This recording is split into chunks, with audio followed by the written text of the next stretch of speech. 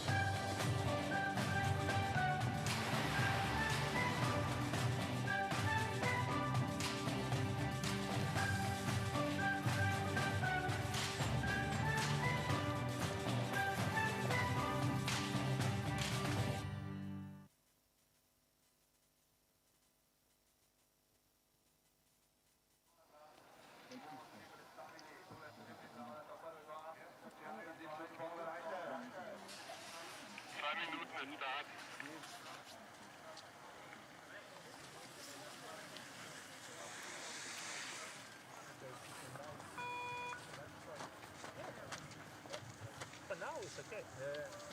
9 o'clock.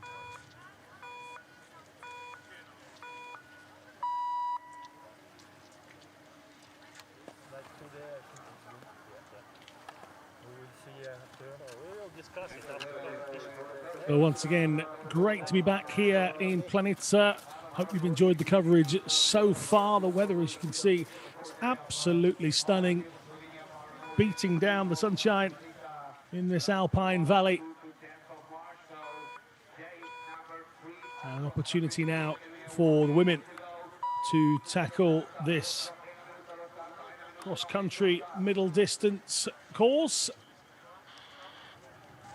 10 kilometers for both the standing and the VI athletes. The wind, timely, it's up today. It wasn't yesterday, which was good for the shooting aspect of the biathlon.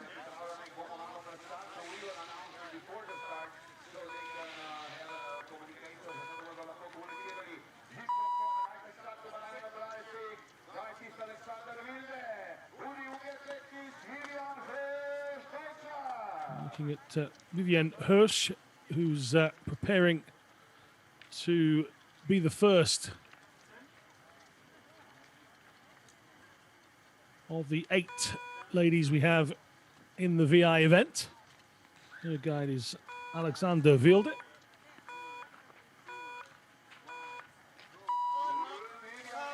And away goes Hirsch.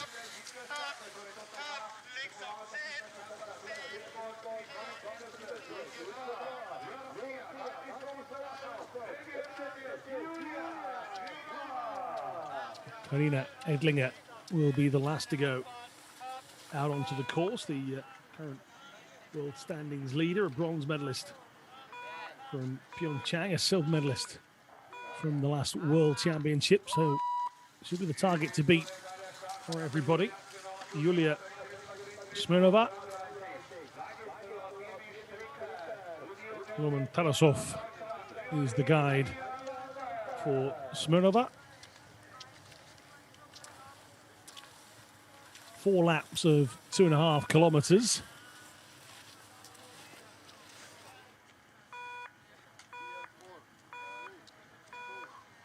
This is 17-year-old Leonie Marie Walter, guided by Primin Strecker.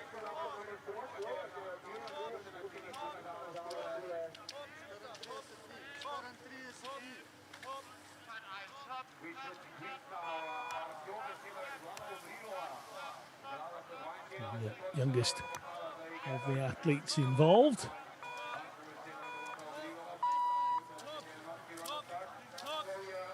The oldest, coming up in a moment, is 31, so it's quite a narrow age field, this one. And Rulova of Russia has just made her start. Next up will be the oldest. This is Marina Galitsina.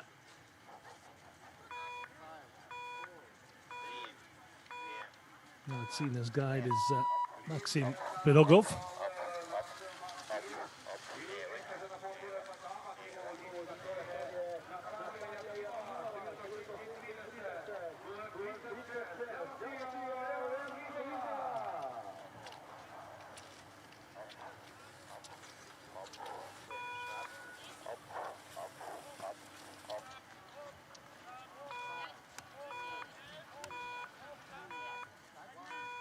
.36, Vera Kilisova. Kilisova goes away with Natalia Yakimova as her guide. Just 20, Kilisova.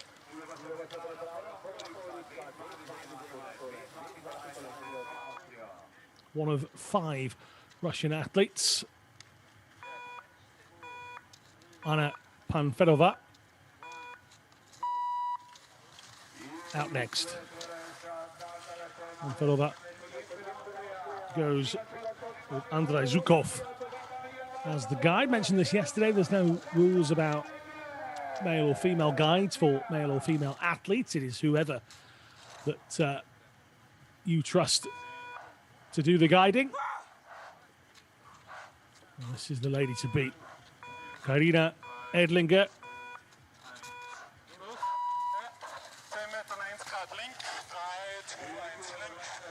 Aiming for top spot when it comes to Beijing, having had to settle for 3rd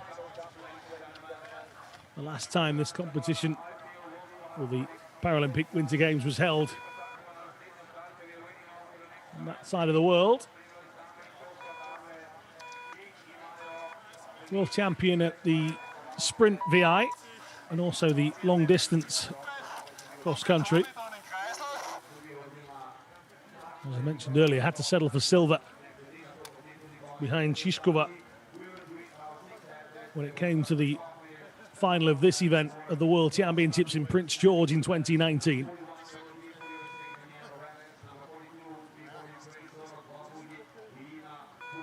That silver in 2019 was actually a medal up from her previous best, the bronze medal in Finstrau in 2017.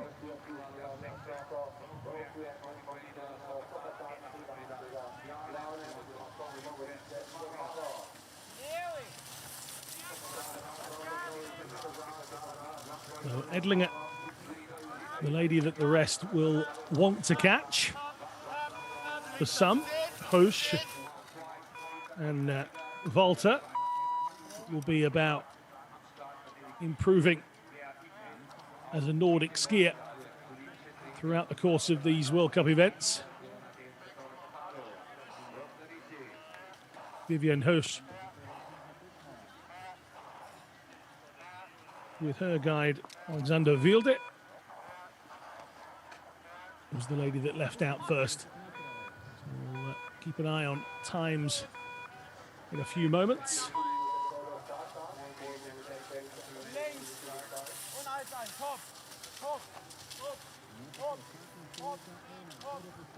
Again, those 4 laps of 2.5 kilometers each.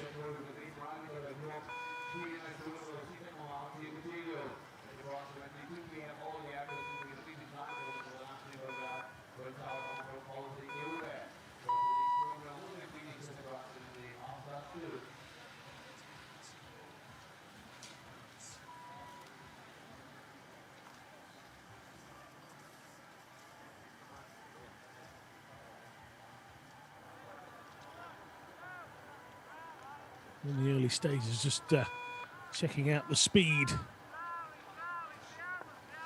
It's being demonstrated here.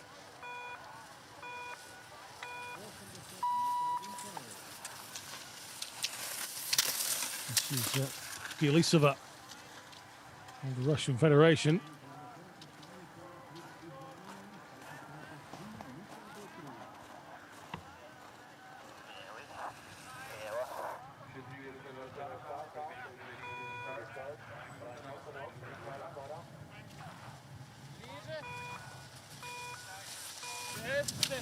Links auf 11 und hab. Und nochmal länger. Here's Hirsch, lady from Freiburg.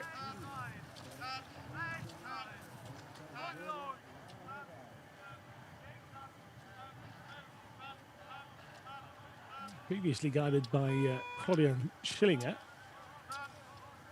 Changing guide can often lead to a period of adaptation.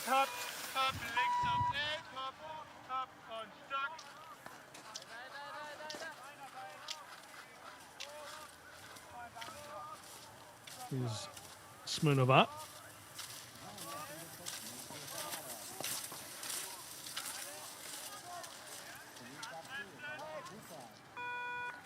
Vivian Hirsch aiming for her third games. She's already competed in Sochi and Pyeongchang, so her attention now is to try and qualify for Beijing. Like everyone else, the pathway to that has been interrupted by a season that's been sporadic. Events where possible have been made available.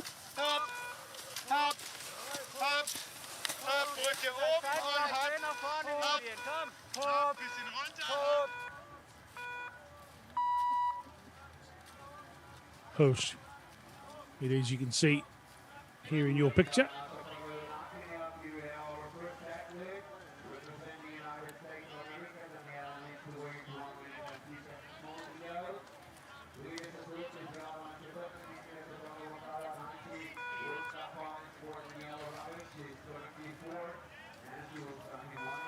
Again, Karina Edlinger will indeed be the lady that the rest want to beat. The women's standing event just about to get underway as well.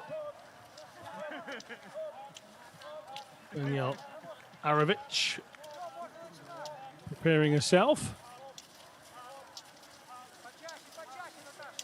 Here's Kilisova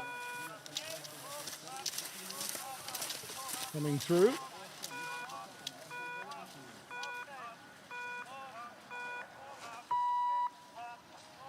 Smirnova has gone through at 7:30. Vivian Hirsch has gone through at 7:42. Leonie Walter went through at 7:45. So not a lot between the two German athletes. Those three already through their first 2.5 kilometers. 4 more still to come. Vlada Umrilova eventually didn't start. I thought I was told she was there, but Umrilova didn't go. Arovic away.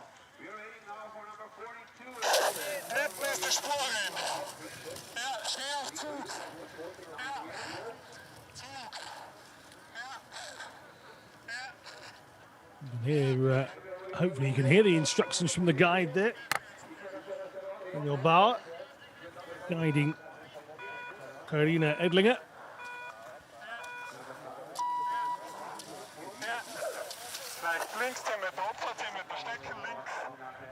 The 4-year-old Arovic we saw in action yesterday for the USA. We should have Irina Bui and Iveta Farron as the next two to go.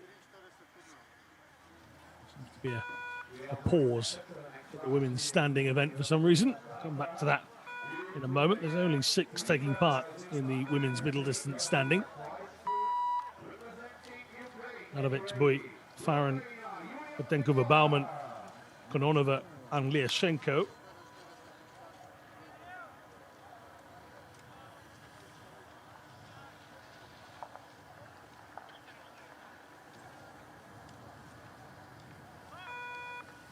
Tucking right in here.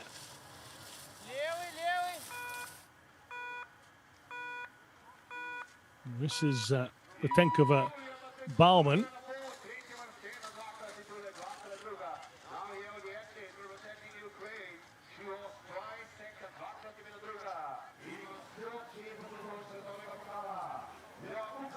So again, a look at the times in the VI event then. Only Edlinger hasn't gone through the start line or timing line yet.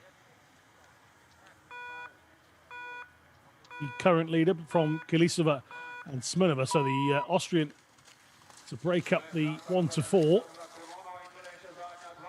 Where will Edlinger be when it comes to getting her official first time? Third is the answer to that question. 7:14.5. She's behind Kilisova on 7:07.8, and she's behind Panferova, who on 7:04.8 leads the race after 2.5 kilometers. However, there's just 11 seconds separating all three of those ladies. Smirnova only 25 seconds down on Panferova as well. Lyashenko is away in the women's standing event. So all 6 of the women's standing are out. Lyashenko, the world champion silver medalist from Prince George.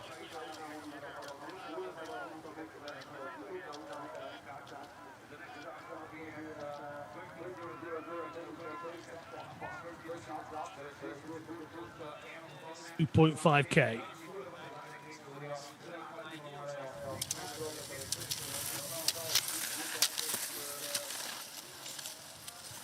Smirnova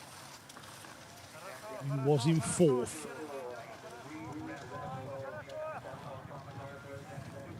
Galatsina, by the way, was only 33 seconds back on Panferova as well. So just 33 seconds separating the top 5.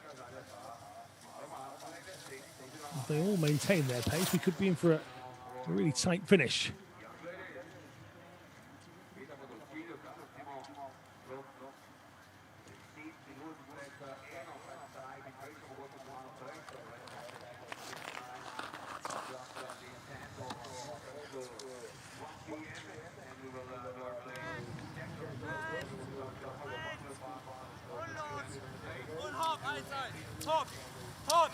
Volta.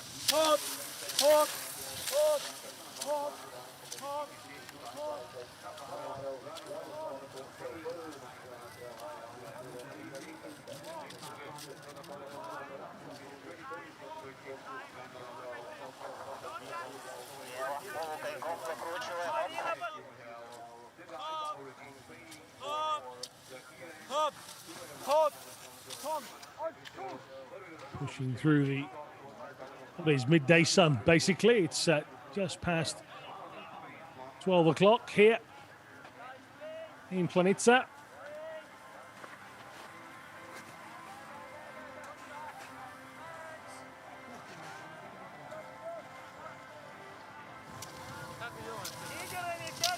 Now into the standing event, just to give you an idea, 6 of those ladies scheduled to start.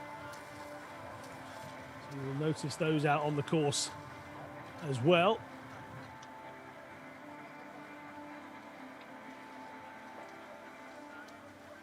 And in fact, as I mentioned, Irina Buit and Iveta Faden, there was a pause in the standing start because those two haven't started. So there's only 4 now in the women's standing event.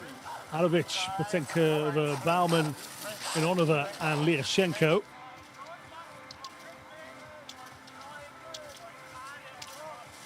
Diving the skis into the ground to force themselves upwards. Kilisova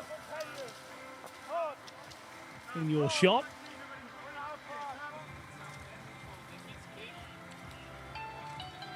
We're coming up to 5 kilometers soon.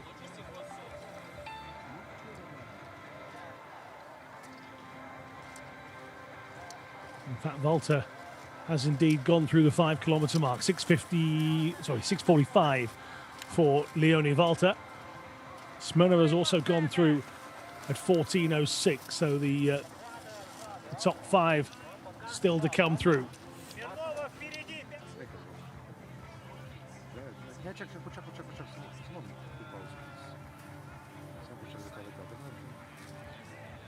Kilisova goes through at 13:21.5. Brief look at Ludmila Lyashenko, world leader in the World Cup at the moment.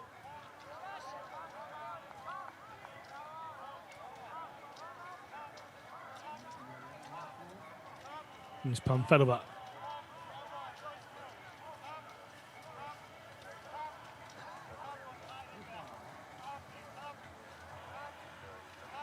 Just 22.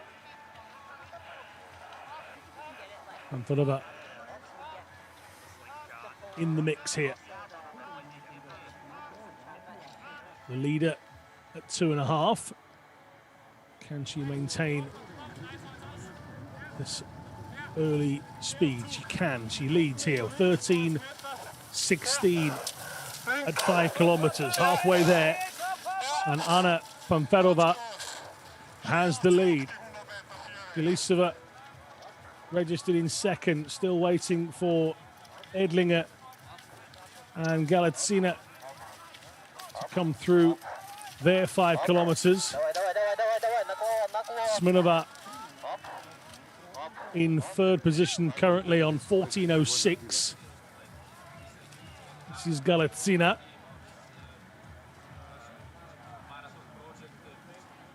We'll get a time for her fairly soon.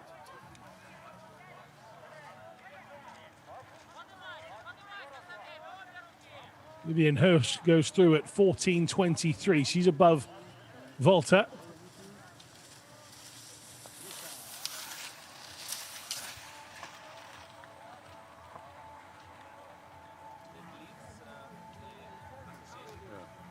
There's the American Danielle Arovich.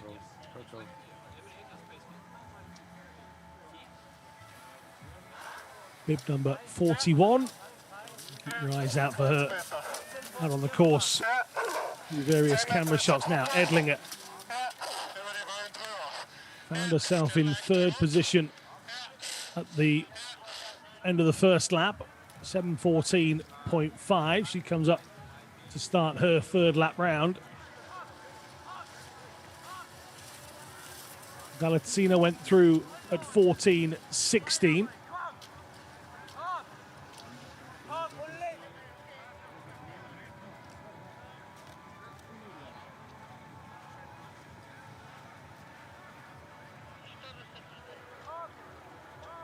Edlinger stays third. She's gone through halfway at 13:46, just 34 seconds down on the leader.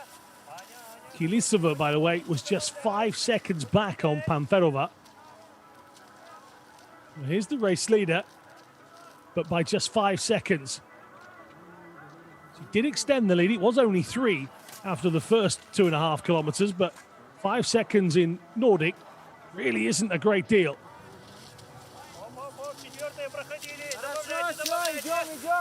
Especially if you've gone out too quickly. Or maybe the opposition who were taking it a little easier in the opening stages, all very much game management, if you like.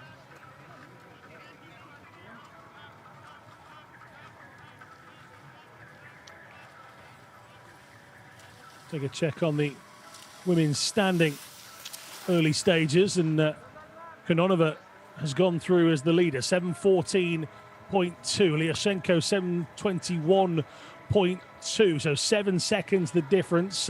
Half a minute between Kononova in first and Botenkova Bauman in third. Arovich a minute down in the early stages. All very new territory for Danielle Arovich. Lyashenko will not want to stay in that position, much like Edlinger in the women's VI event. The two World Cup leaders find themselves down the order. Plenty of time for change, though.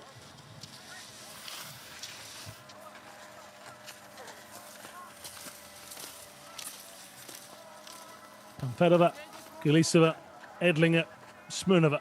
That was the top 4 in the VI event. See a fair amount of people around the course come out in the the nice conditions to soak up the sun and the action out there on the course in front of them. Exceptionally popular area in the northwest of Slovenia for ski jumping this.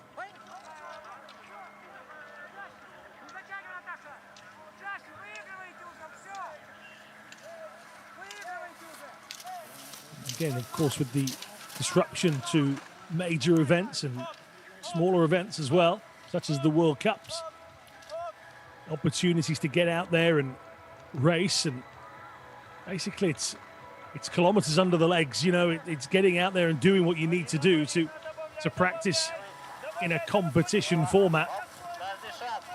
And that's the aim for a lot of these athletes, and certainly people like Karina Edlinger and Ludmila Lyasenko will have the Beijing Games in their minds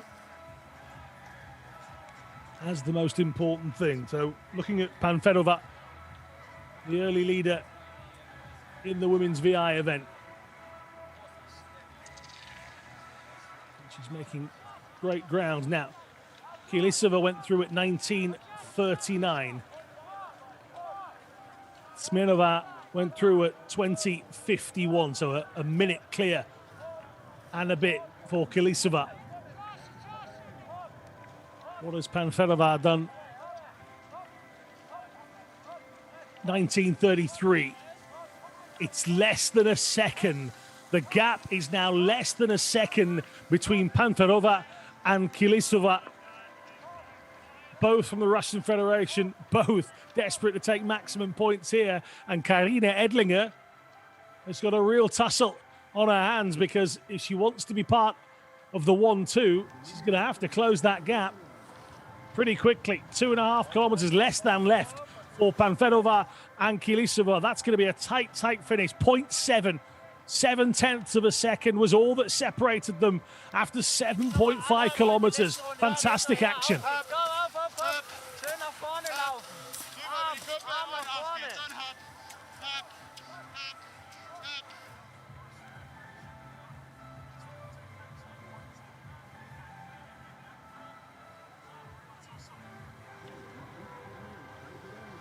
Volta's gone through at 21:24, some 1 minute 52 off the pace. Arovic in the foreground. Coming through after that, Galatsina, 35. Galatsina and Birogov, her guide. She's part of the Ukraine coaching team on the side here. This a chance to catch up with some of the standing action. That's Kononova going through your picture. Racing up behind them comes Edlinger. The pink visor. B1 classified athlete, so that is a completely blacked out visor, following instructions.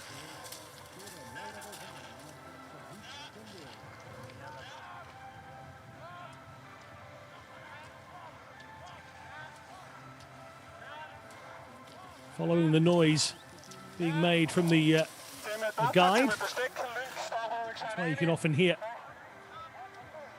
through the little speakers that they have. I've never had a chance to watch the Alpine version of VI. I recommend you do so. The speed that those guys and girls in the VI category come down is phenomenal to be a part of. It's a spectacle as well. It is sensational to watch. Now Panfedova having a tight lead. Going to take a look here as it's Edlinger coming through that could have an impact here. She's not far away from coming through the line to get her time. Is she close enough to mount a challenge on the last 2.5 kilometers? Panfedova and Kilisova, nothing between them pretty much. As Edlinger now starts her final lap.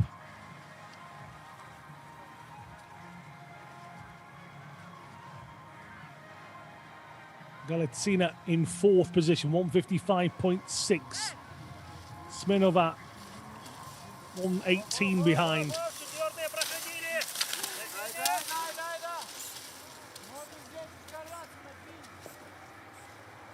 Edlinger is 50 seconds back. You don't fancy that now for the Austrian. So it's between Panfedova and Kilisova. Russian Federation 1-2. But which way round? This is Kilisova. She was on the charge in the last 2.5 kilometers. She closed the gap from 5 seconds to just 0.7 of a second. Has she got the energy? Has she got the speed to get past Panfedova?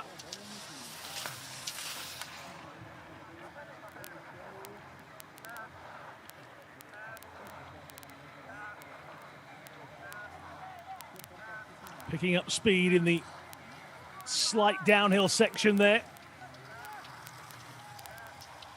It's real quick from Panfedova through there. Into the long left-hand looping bend. It will be uphill after this. This is where the fight begins then. Kilisova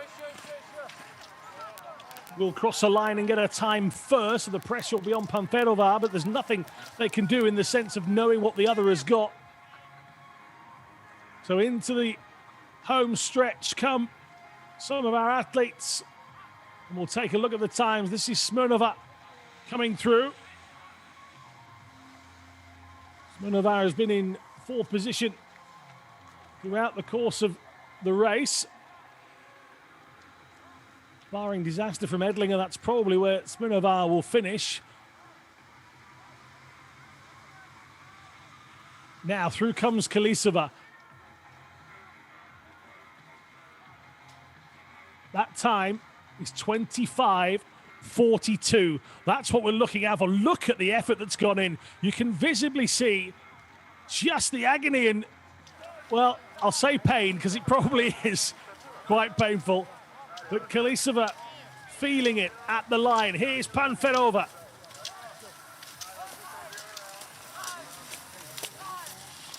This is time to dig in. Has she indeed fallen miles behind here? Well, our clock is showing that she has dropped right off the pace in the final 5 kilometers. And that is indeed the case. What a final 5 kilometers from Vera Kilisova. Panfedova's time, 26:04. That's some 22 seconds lost on the final 5 kilometers. And even if you say that's a 10 gain from Kilisova and 10 loss from Panfedova, it's still a staggering amount. And you have to wonder if Anna Panfedova went out far too quickly. The burn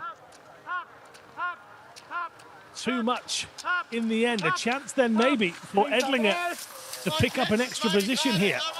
How much more she got left? That was Leonie Walter going through your picture. That is Walter,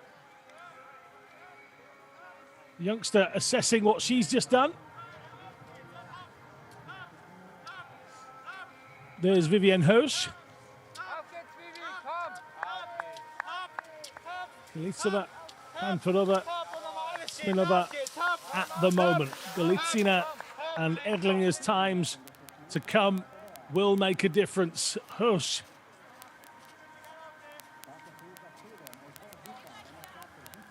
is being guided here by Alexander Wilde.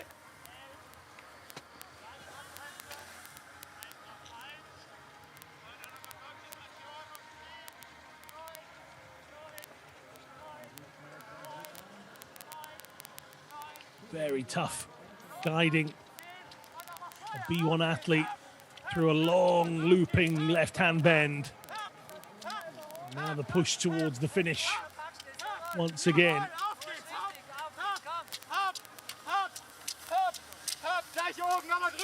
Edlinger, Galitsina and Hosch. They're the times to come through. Walter sitting in 4th position currently, but she's gone round in 7th throughout. So Vivian Hosch will be looking to finish in 6th position. She will come through here ahead of Walter quite easily. Walter's time 2:41, as you can see on the screen. Hosch getting across in 2:23 behind Galitseva. So still a potential for that top 2 to be affected by Karina Edlinger, who's right here on your screen now. The Austrian pushing towards home. Potentially out on the course there. Some of the coaches might have done the calculations and be able to shout. They'll know the lap times, they'll know the times that have been completed so far, and they'll know how much they can push Karina Edlinger, a lady that's used to picking up major medals.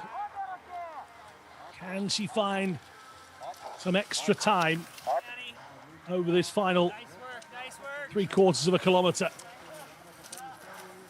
Down here at speed, big long left-hand looping bend to come. As we said, B1 athlete, so fully guided through this section, and these two just needed to pick up the speed, control it, stay on their skis. They're going to worry about a standing athlete, going to get guided past that without the collision. Nothing now is needed as an extra hindrance, and look at this climb. Edlinger knowing she's got to put it in here, giving absolutely everything in the final stages of this lap. Can Edlinger close the gap? Will she go past Panfedova? That would be her first target, you would imagine.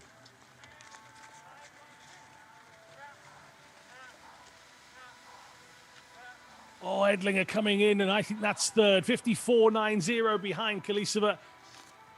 Unable, despite, as you could see, the effort going in, to close the gap any more than that.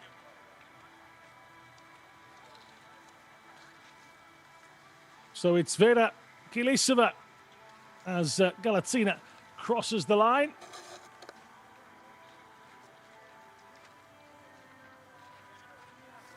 And Smirnova will finish in 4th. Vivian Hosch in the end, coming in 5th position, 28.05. So Kalisova from Panfedova from Edlinger. That's the top 3 in the women's VI competition.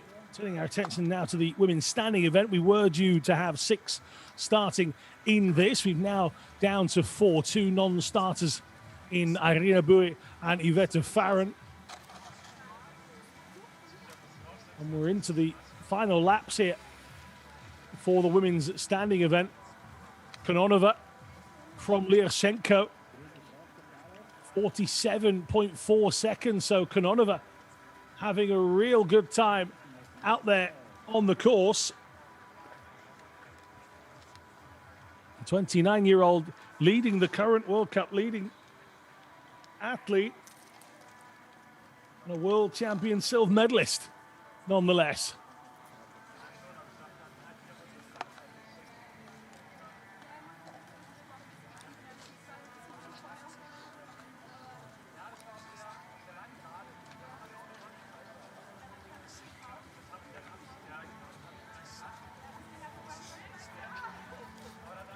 Right hand impairment from a baby.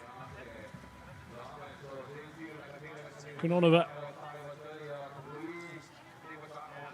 has made it very clear that her aspiration here now is to make sure she medals in Beijing at those 2022 Paralympic Winter Games. Does both biathlon and cross country. Competed in the 2010 and 2014 games. Knows all about picking up major medals. Alexandra Kononova has been doing it So long now, such a young age. Took the title in Vancouver. 3 golds that time around. Just a singular gold in this event in Sochi. But no golds at the last World Championships. And that is something that Kononova wants to put right. Here's Arovic. Steaming up behind her. Boutenkova-Baumann.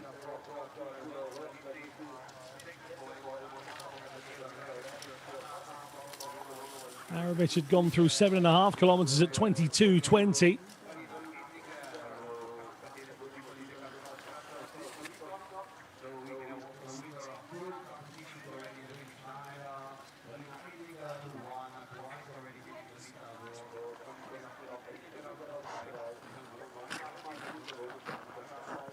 Steady as she comes round that left-hand bend was Lyashenko.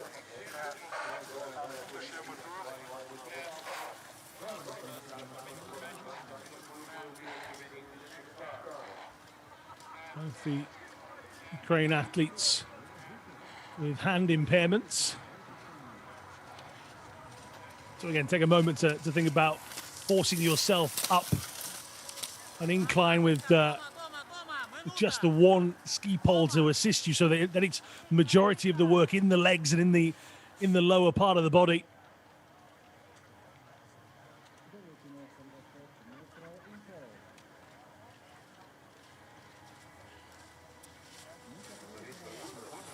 Kononova out in front.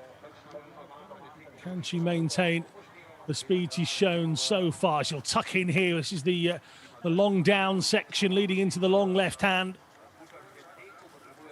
At this point, they are not far away from the finish at all.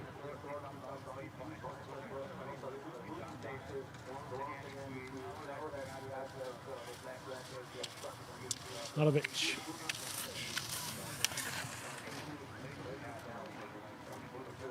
Boutenkova-Baumann.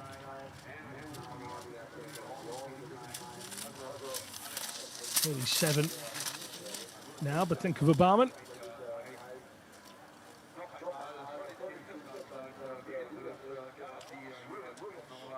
into this last downhill. Let's go. Come on. Almost there. Push hard into it. Let's go. Pump up, Danny. Let's go. Come on. You see the lady from Kiev in the background. Made her international debut back in 2005 in the United States of America. Now, Kononova comes over the line, arms raised. She thinks she's done enough here. The former world champion may well be right, you know.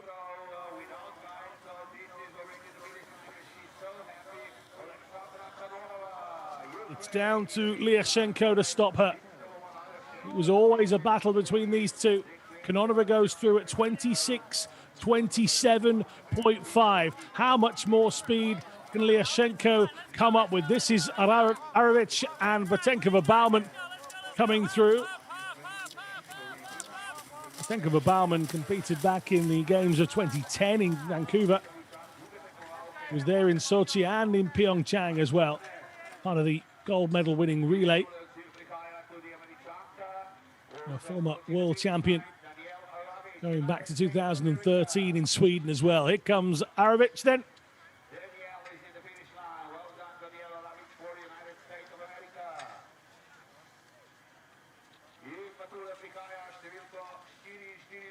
And Boutenkova-Baumann comes across in second for now, but that will all change.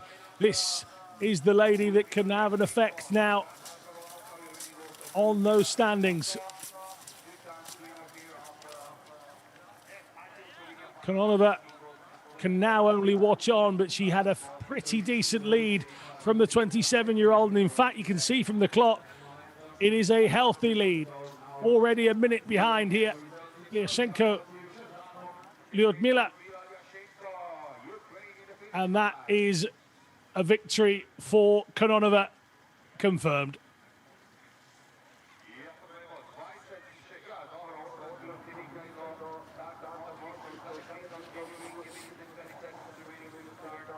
So some big efforts there from the VI and standing events in the vision impaired category. Vivian Hosch wasn't exactly the winner of that one. In fact, I'll revisit those results in a second.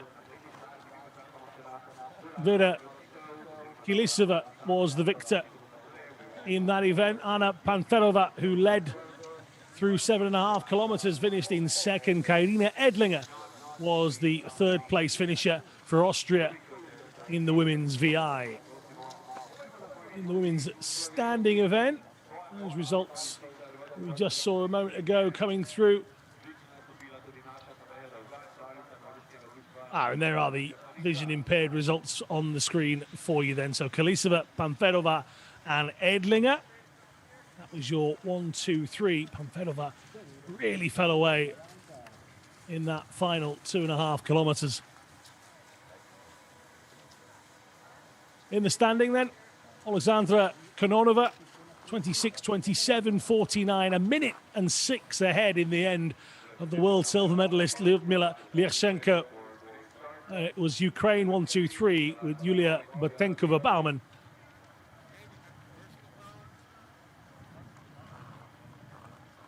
That's the end of the women's action. We'll be back shortly with the men's.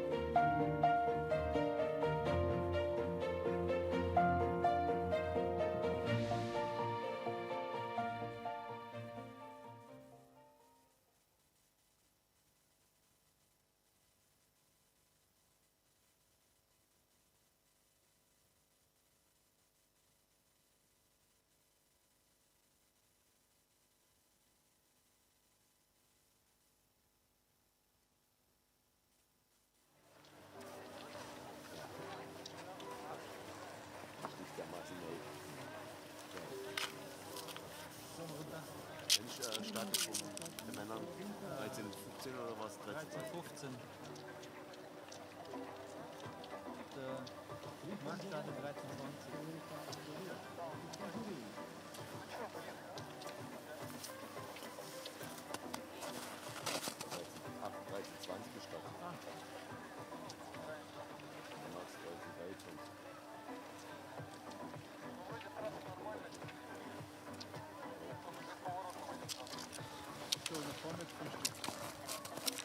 Ich gehe außen rum.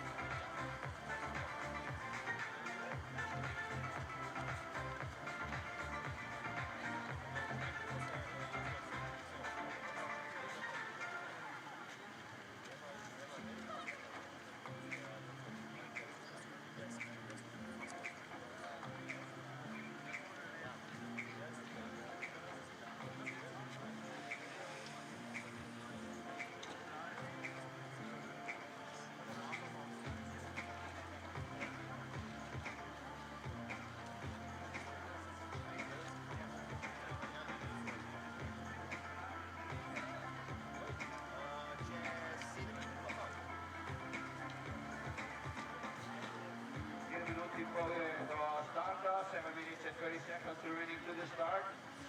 Planica to start. Allora sono arrivati ora 7 minuti di nuova partenza. Nikolai Bertov, Davier will start as first. Tito na koncu pobudušli na podglavni favoriti Čakrajo, pa Poluki, Tima na 170 točk svetovnega pokala.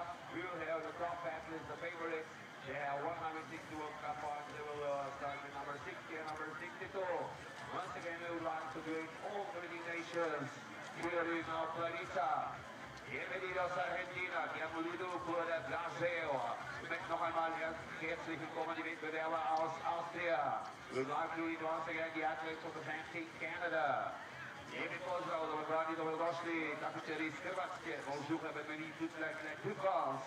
Wir möchten natürlich noch einmal alle Wettbewerber aus Deutschland begrüßen. Da vogliamo salutare i nostri vicini d'Italia. Buongiorno ai complimenti, benvenuti, South Korea. Skier, poverimo senatori za stavo Rusija, drugi dio dobro pozvati. Российская федерация, kjer сегодня v Planici. No dobre, to na všetkých atletov z Polske. Vidimo tudi zastavo Švýcaria, že nám natürlich schweizerische Fähne, also herzlich willkommen die Athleten aus der Schweiz. Dort druga pozvati Ukrajina, ki tu nesreča pobira kolajne kot zastavo, tako kot seveda tudi ostale države. And we would like to greet the athletes representing Stars and Stripes of the United States of America, torej iz Združenih držav Amerike danes pa imamo več slovenske predstavnice, upamo, da bo se boja še kaj nastopila na kakšni drugi tekmi, torej naša članica Nordijskega društva Rakoče Planica. 5 minutes and 30 seconds remaining to the start. Še enkrat pozdravljamo žirijo. We would like to greet the jury once again. Here Alexander Venestuk of Deutschland. We would like to greet National TV Assistant Robert Kerstein, Slovenia. Direktor oziroma vodja tekmovanja WTNS Race Director Georgi Kadikov, Rusija. There we have no WTNS, you remember, Sergej Rusija. Vodja tekmovanja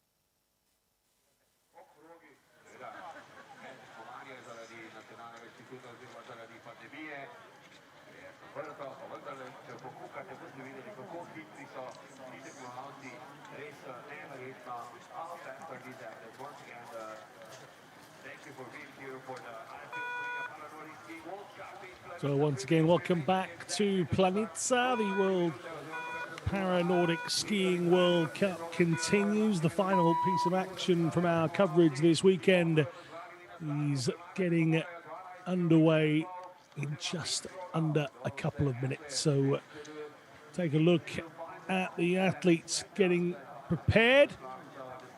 And there is a huge jump in conditions. It was only -2 in the early stages of the day. That sun is really adding something down there. It's 4 degrees, which in winter sport territory is really nice.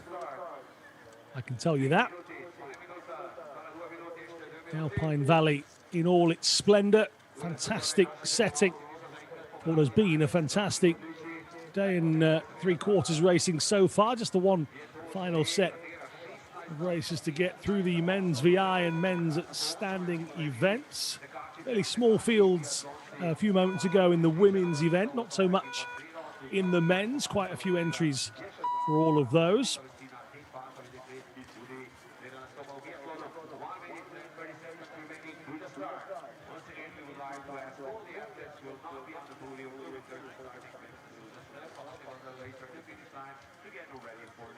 Mitro Suyako will go in the men's VI event here. Silver medalist in the World Championships. He's 4 down the list here. The world leader, Stanislav Chokolev.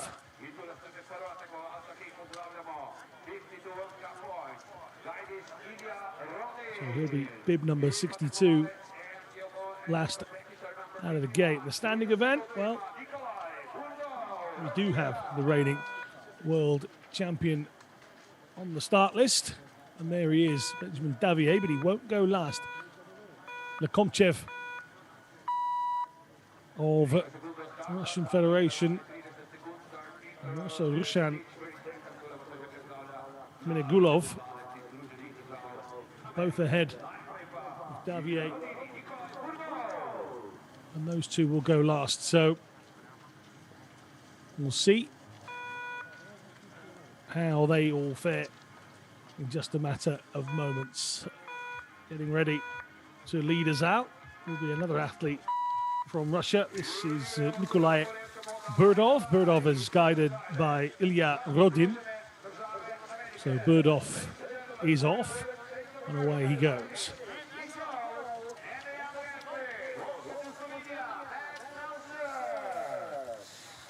One of 12 scheduled starters.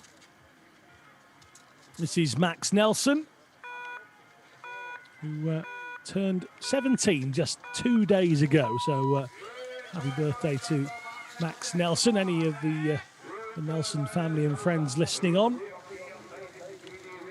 I'm still trying to get myself one of these US outfits. I think they're great. Although I'm not going to fit into Max Nelson's. That's a fact. Next up, another relative youngster. These first three, no older than 20. This is Karulin of Russia as well. He's 20, Bertov's 20, Nelson just 17. That'll make Piotr Gorobowski feel pretty old. He's 47. The Poland athlete going in bib 57. Time to get ready for Alexei Vorobev. Vorobev will be guided by Ivan Guliev.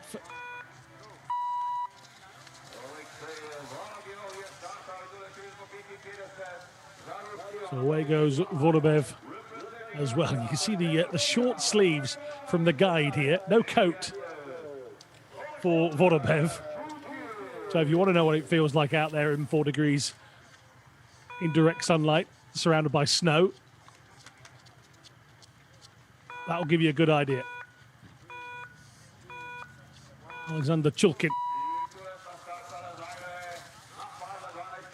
23-year-old. He goes with his guide, Andrei Romanov.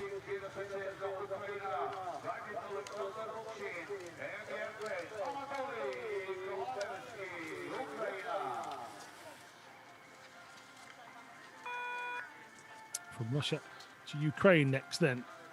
Anatoly Kovalyevsky, 30-year-old, guided by Alexander Mushkin.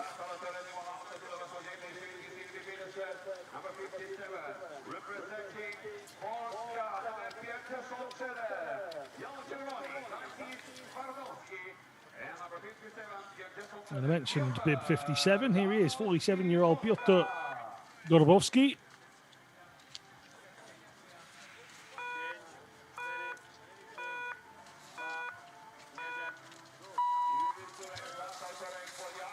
There he goes.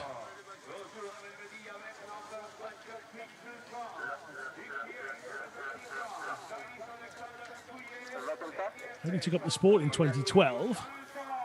Made his international debut in 2014. He's already clocked up 2 World Championships and a Paralympic Games as Gorobowski. Next out was Anthony Chalancon. And we're down to T-shirts now, aren't we? Chalancon with his guide, Pouillet. Alexandre Pouillet, both clearly enjoying the conditions. Will they enjoy what's underfoot? That's a bigger question. They're about to fight their way through 12.5 kilometres. So 5 laps, remember, this time. 2.5 kilometres each.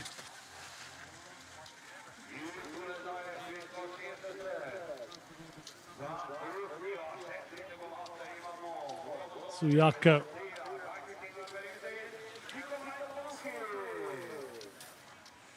24-year-old gets underway. Lost out on a World Championship gold medal, Suyako, by 2 seconds. Holub of Belarus just edging him out in Prince George a couple of years ago. Nikolai Polukin. Oh, and an early spill here for Polukin. I can't imagine that'll make the world of difference. It'll annoy him, I can tell you that much. Edouard Beresin, his guide. Well, I said we're down to T-shirts a moment ago. We're into the summer sport of Nordic skiing, it would appear, because that's just the vest.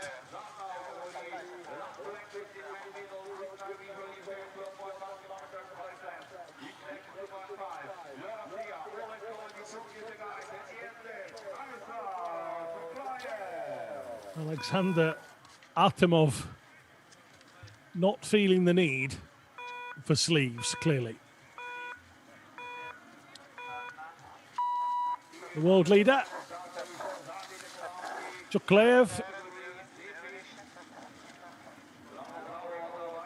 the man to beat. In what is a pretty talented field, it has to be said.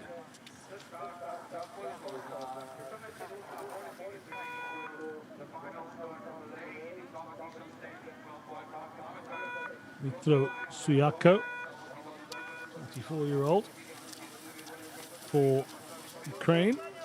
We'll see him out on the course, bib 59. Another that took up the sport in 2012.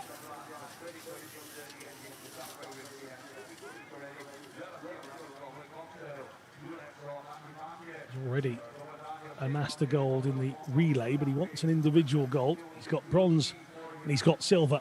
Suyako, as I mentioned earlier, so close to picking up that gold.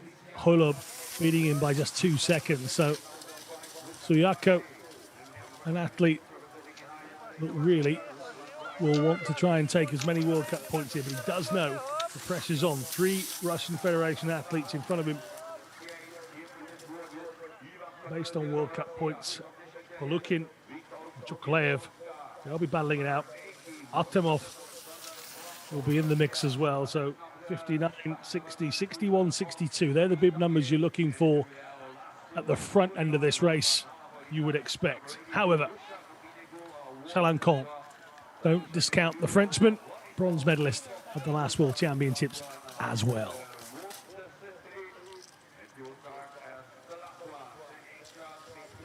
This is Vorobev.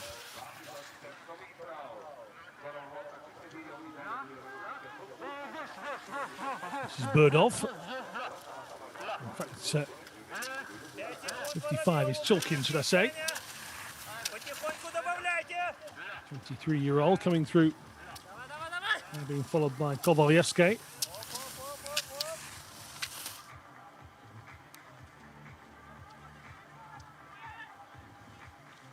Kovalyevsky from Kiev. Been competing since 2009. Took part in the World Championships in Finland. Jokati.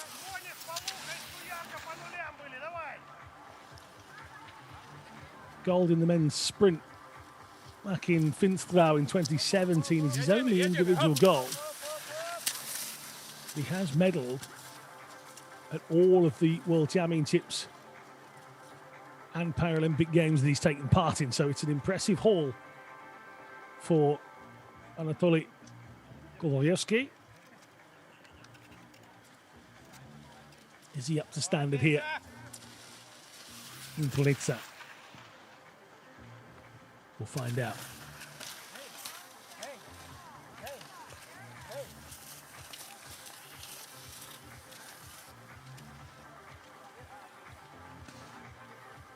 First set of athletes starting to near the end of their first lap. In fact, 4 of them have gone through. Vorobev has already gone through in 6:53. Karulin has gone through at 7:14. Bertov at 7:39 and Max Nelson 7:40.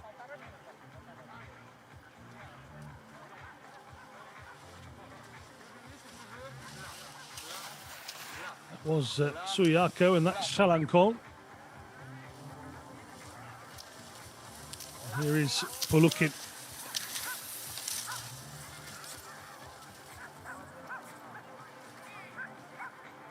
So again, a few have already gone through the first lap. Kovalyevsky has gone through 6:36.3 for the Ukraine.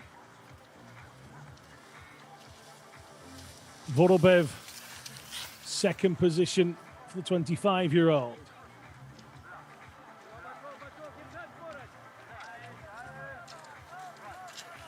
Chulkin, Karulin, Bertov and Nelson so far.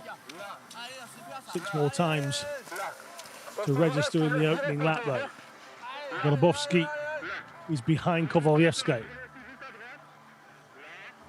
Golubovsky goes 6:45.7. Here comes Polukin.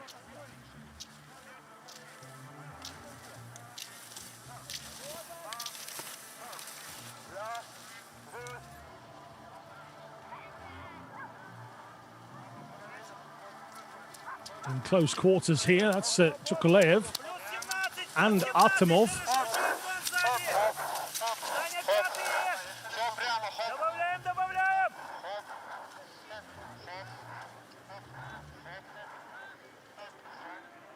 bad news for Artemov. Now, Shalankon has gone through in 6:18. He's ahead of Suyako.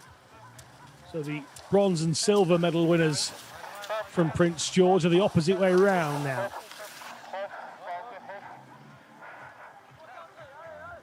Vest wearing Artemov goes through your screen. Bit of guided speed into this long left hand. Get this right. It's a real opportunity if you can take this corner correctly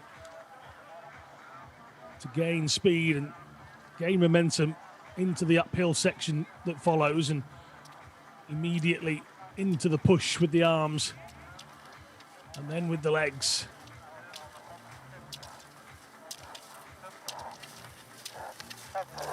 So Shalankon's time 6:18.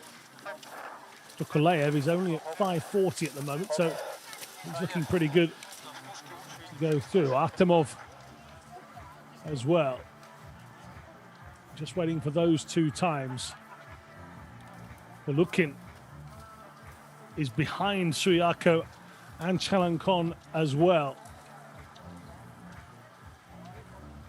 In fact, Polukin's time is exactly level with Suyako, so 6:25.4. They're both 7.5 seconds back on the Frenchman. Chalankon leads for now. Tukulev's time has gone above him. So Anthony Chalankon, as I mentioned, the bronze medal winner at the World Championships, was fifth to last to lead the gate, but he's found himself in second position, so bib 58 becomes very important in this one. There's Karolin coming through. That's Vorobev as well. Quite congested out there.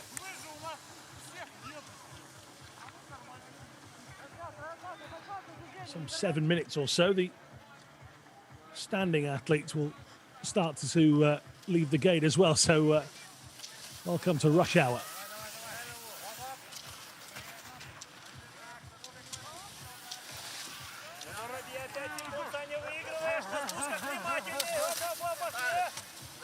There's Cholkin. 23-year-old. Found himself down in 9th position after the first 2.5 kilometers. Max Nelson found himself in 12th. So, Tukulev, Shalankon, Suryako. That is the 1-2-3. Polukin, Govoryevsky, and Artemov got us to 6. The top half covered by just 38 seconds. Here's Golubovsky. Bib 57 for the 47-year-old.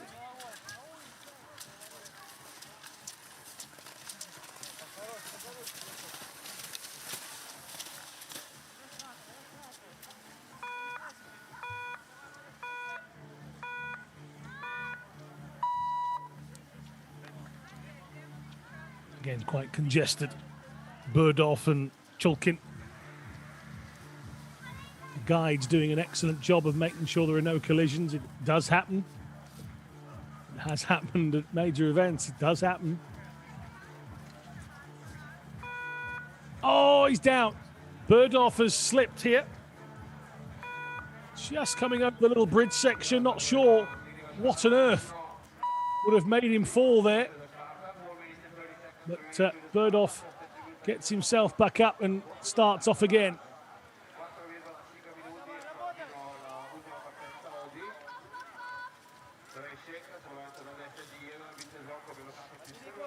This is Suyako.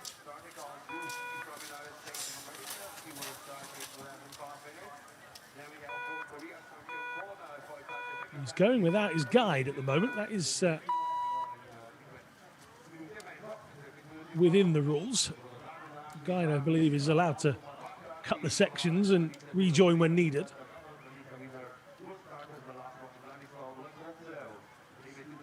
Maybe the sunlight allowing Suyako to manage the course with his impairment. Okay. Shalankon. Is there a double French medal finish to this day? Benjamin Davier coming up in the men's standing. He'll be hoping to put in as good a shift as Shalankon has put in so far.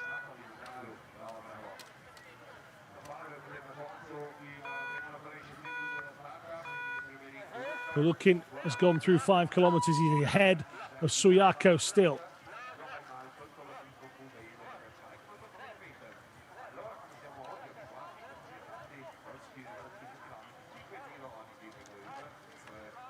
That gap is just 6.9 seconds. Kovalyevsky went through 12:20. Garabovsky gone through at 12:39.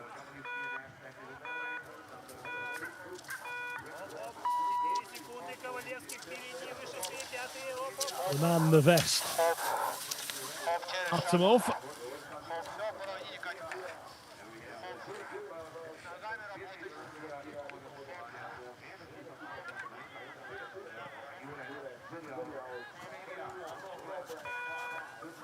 Shalankon completes his second of 5 laps, 11:45.6.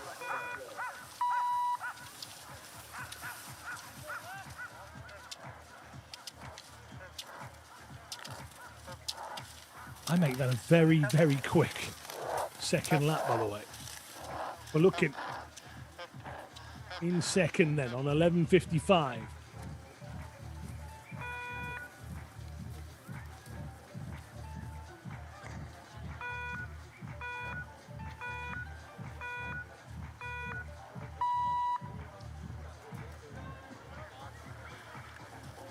Just waiting for Tukulev and Artemov's times at the end of their second lap. Golubovsky still ploughing away.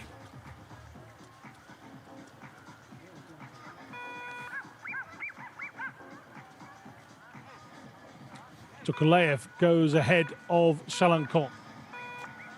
11:25.5, 11:45.6. The gap is now 22.8 seconds between the top two.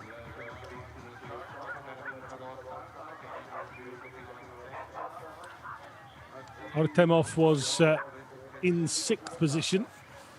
He's just coming through in a moment to register his second 2.5 kilometer lap.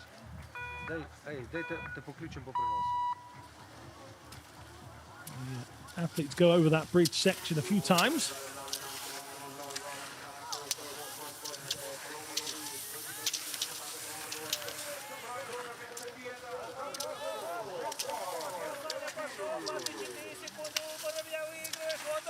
There's Max Nelson at the back of that queue.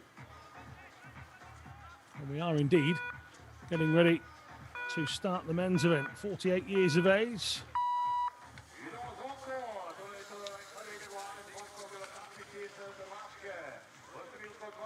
This is Zvonko Jelokapic.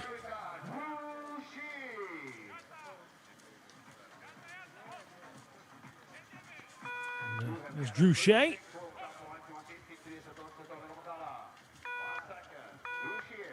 Eager to get away is Drew Shea. 23-year-old gets his chance.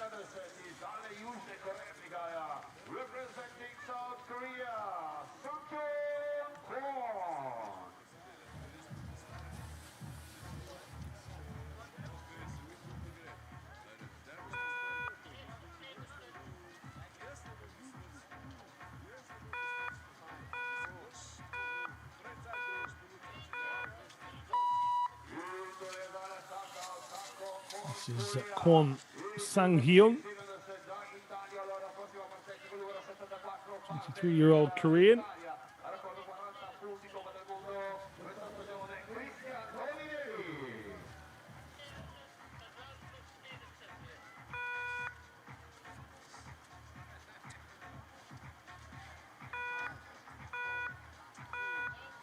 A 9th place finish in the long distance event for Kwon. Best result at those home games for him. Christian Toninelli.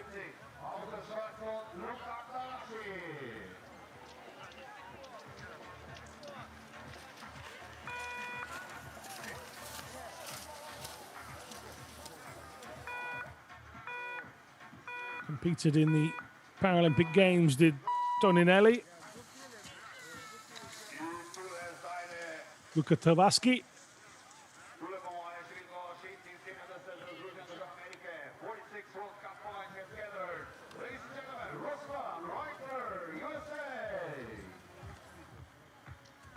Another that's competed at the Games. 16th position in this event in Pyeongchang.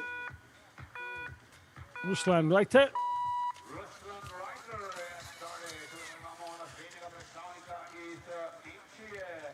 Two Americans in the standing event. 3 out on the course altogether now.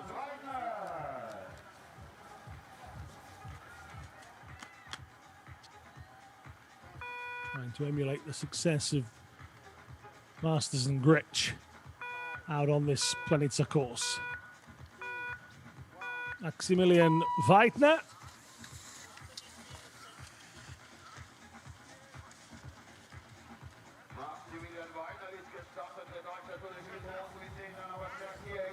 Weidner, 31 now.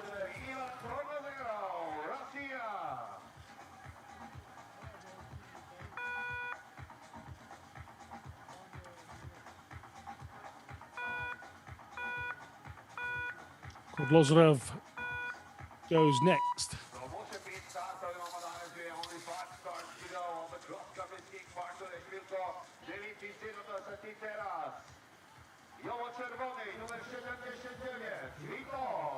I'll give you the timings for the VI event again once we've seen all of these athletes leave. Witold Skupien from Poland.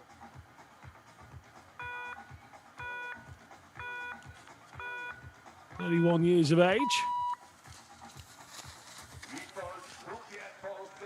Doesn't use ski poles in either hand here. So again, this is all about the legs and the core.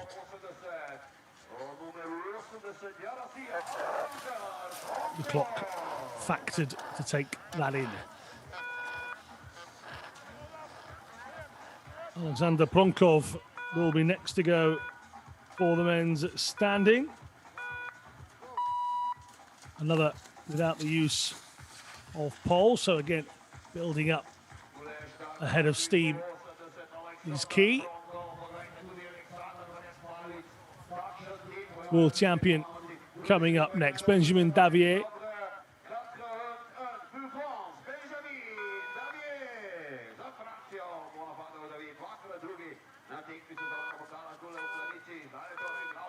Not a man that misses gym day is Benjamin Davier. Off come the sleeves to showcase the muscles that have taken him to a world title.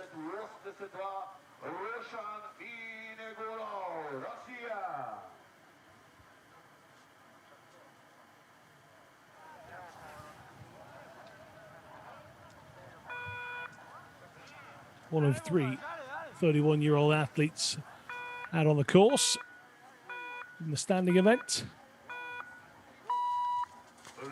Minegulov from the Russian Federation, then Roshan Minegulov, penultimate athlete of our broadcast to leave. Final athlete to get out on course is indeed the youngest. Vladislav Makomchev is 20. And he is away.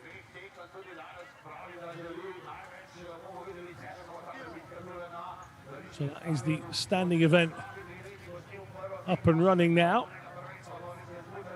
As we take now a look at the VI standings, Chukalev went through 7.5 kilometers at 16:46. So again, look out for bib 62 on the course. Chalancon in second.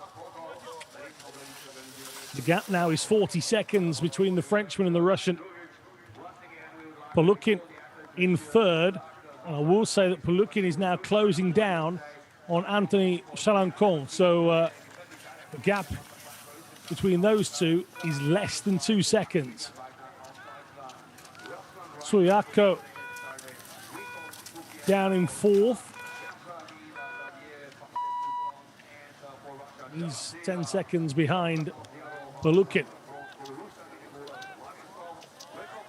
Both of these events over 12.5 kilometers, not the 10 that we saw earlier for the ladies' event.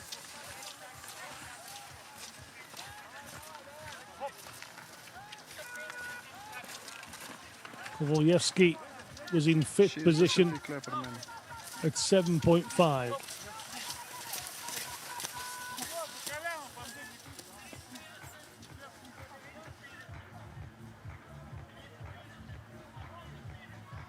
This is Polukin in your shot. Third position and gaining, it would seem, on Chalancon.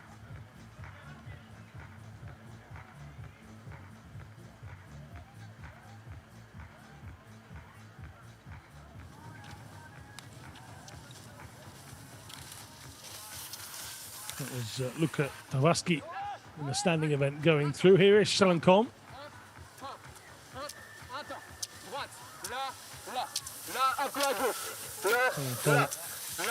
We'll be listening to those instructions. See a little belt pack on the back of the guide. That's a little mini speaker. The guide is talking to Chalancon all the time through that. Chalancon will have trained himself to listen to the sound and follow that, as well as the instruction.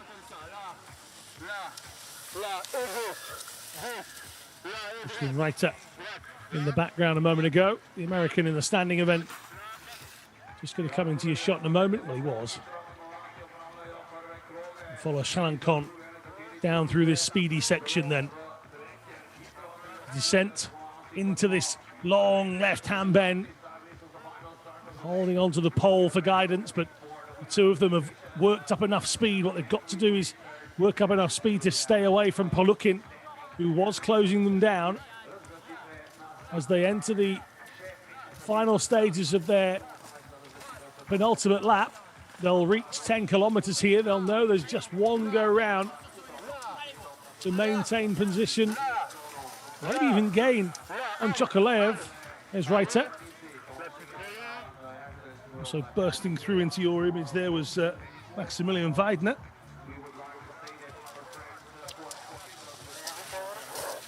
Here is Chokalev, the race leader.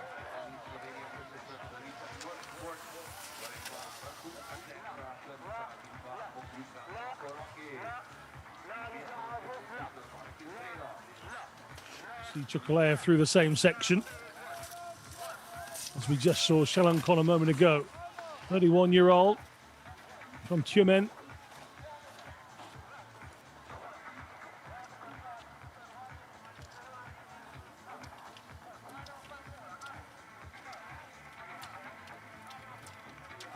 He set himself the goal of being a Paralympic champion. As Stanislav Chokalev. His last games in Sochi came up short twice, the 10K and the 20K. This over the 12.5 here in the World Cup is his aim at the moment. Again, following the guide's instructions through the speaker on the backpack.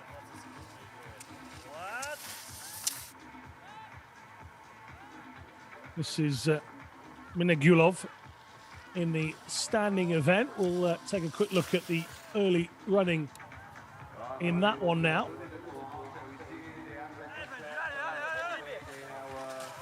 handful of the standing athletes have come through the first lap, so we'll have a look at some of the times being set. Kodlozorov has gone through at 6:28. Weidner has also gone through 2.5 kilometers at 6:33. Right is through. He's ahead of Toninelli, Tavaski, Drew Shea and Kwon. 5 more athletes to come through their first lap in the men's standing event. Bronkov is one of those. Skupien another. Bronkov has gone into the front, 6:13.2. Back into the VI race then. Palukin. It is in your screen.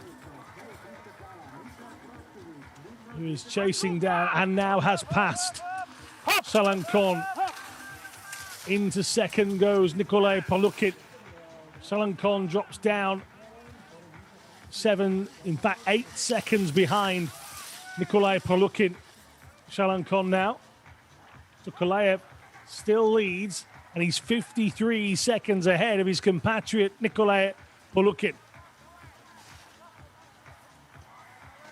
So it's the tussle for second and third in this final lap then. Suyako is in the mix, you know.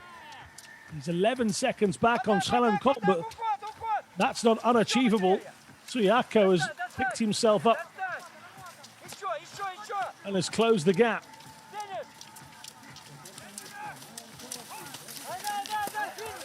Has he got enough of this course left? Battling away is Palukin. Now starting to come through the finish line. Kovalyevsky there. 56. Dipping in was Chulkin.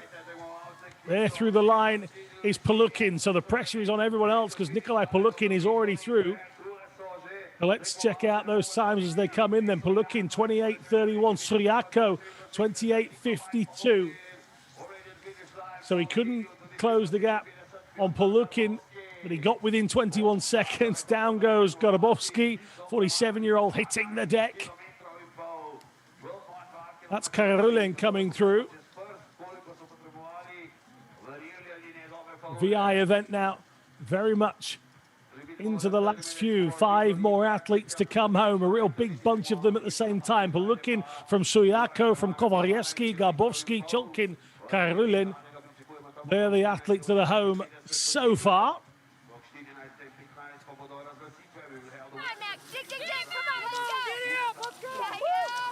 Artemov has dropped out somewhere on the course. He completed, I think he actually dropped out before he even completed the 10 kilometers. So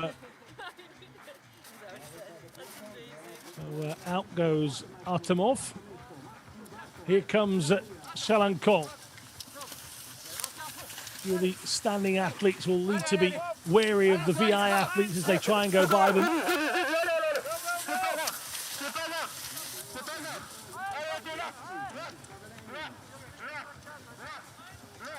That was Kodlozorov alongside Ruslan Reiter as well. Those two now go past Shalankon, and the guide assisting. Oh, and Shalankon has gone down. The Frenchman makes a tumble. Well,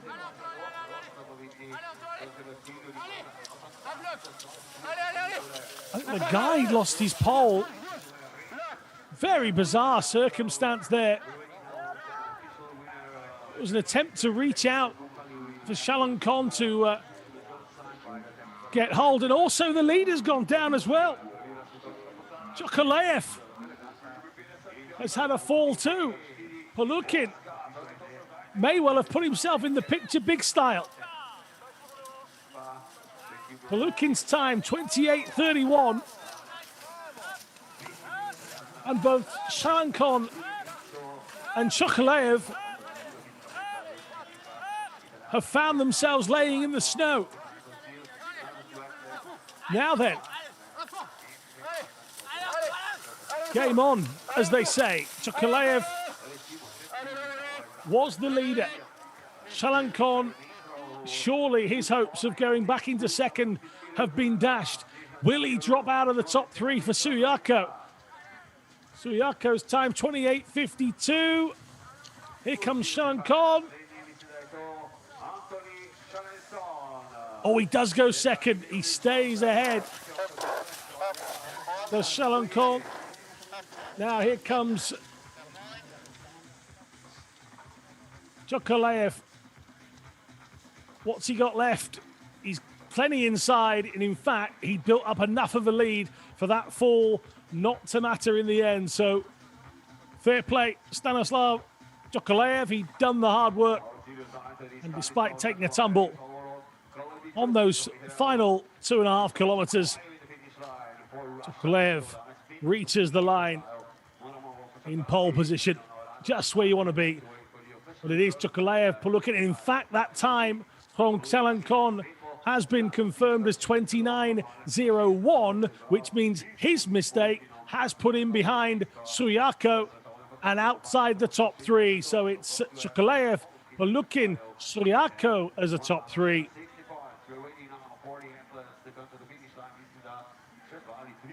Well, a bit of drama in the finish of the men's VI event. Anthony Shalankon, seemingly a mistake, trying to grab hold of the guide's pole. And despite hitting the deck himself, Chokolaev does maintain enough speed and time to win it from Polukin by 53 seconds. Men standing now.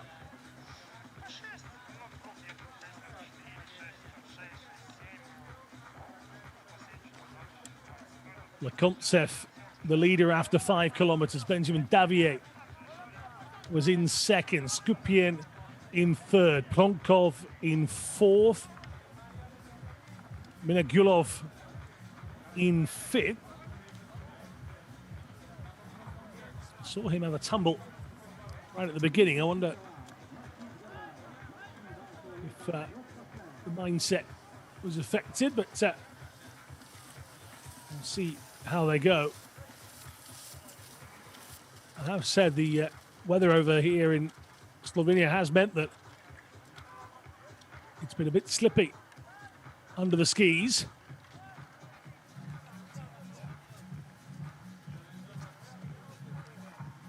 Certainly the wet won't have helped. It's Ruslan Reiter in the back of your picture now, coming into the front. Here he is.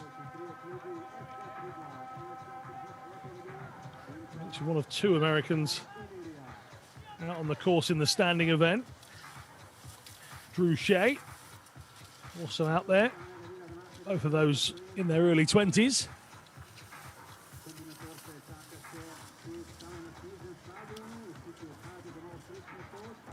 Both having gone through 5 kilometers.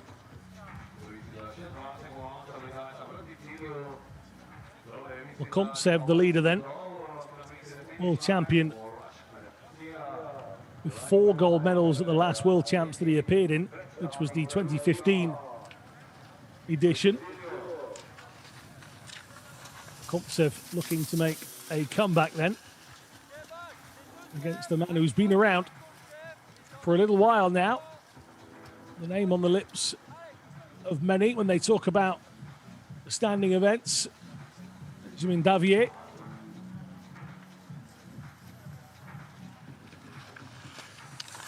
Steady as you go round that bend for Pronkov. Alexander Pronkov, all in red.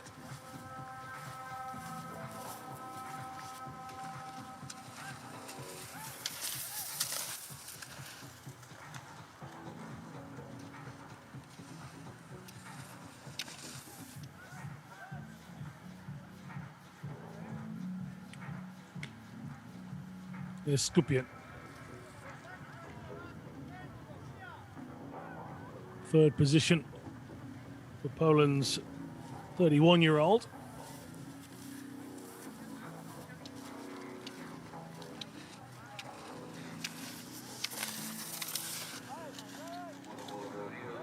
First World Cup event was back in 2014 in Finland for Skupien.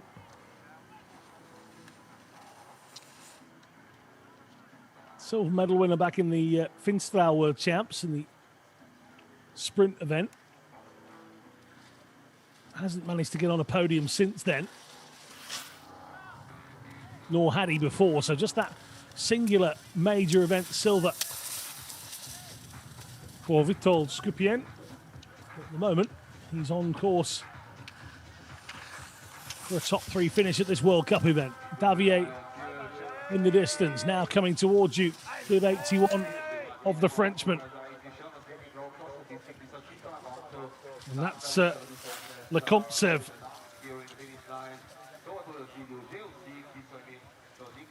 They have different factors for their times, one being 95%, which is Lekomptsev. Benjamin Davier, 93%.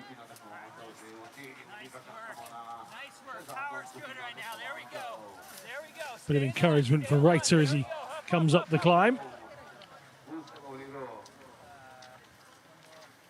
And here comes 1 and 2 in picture together. There's Davier. That's Tavarsky. But here comes Lekomptsev. The gap was 20 seconds earlier on. That's what they were at 5. What will they be at 7.5? We'll be able to tell you that fairly soon. I'm not sure what Tavarsky's just got rid of, but he's just got rid of something. I think it may be a change of goggles, maybe even a pair of sunglasses perhaps, instead of a visor. Certainly one of the coaching staff running across to hand him something. The Swiss Nordic skier certainly making a change. Tavarsky found himself down in 10th position at 5 kilometres. So there are our front 2. Don't be deceived by the distance between them. The factors in their running clock will be the decider, not where they are on the course together. Davier, a leg impairment.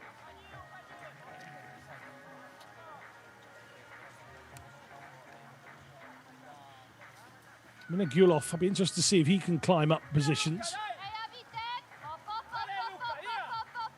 Former long distance world champion.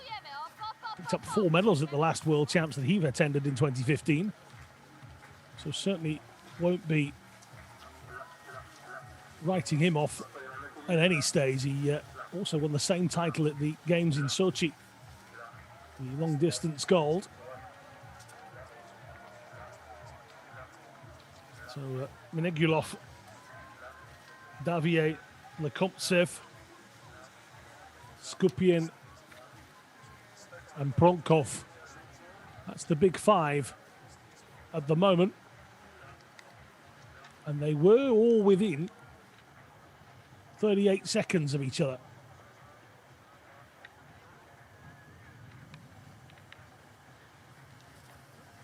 So a tough tussle to come. Weidner. It is Skupien, the man who was inside the top 3. Lekomptsev at 7.5 leads from Davier. Minegulov has indeed got himself up into 3rd. Pronkov into 4th. Kodlozrov into 5th. Skupien dropping down into 7th position from 3rd. I wonder if he's had an issue somewhere on the course. Certainly not something we've seen.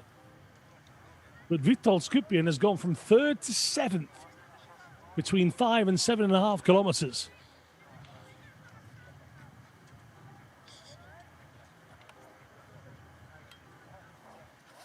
Maximilian Veidner finds himself up into 6th because of that. Kodlozrov in 5th. Pronkov in 4th.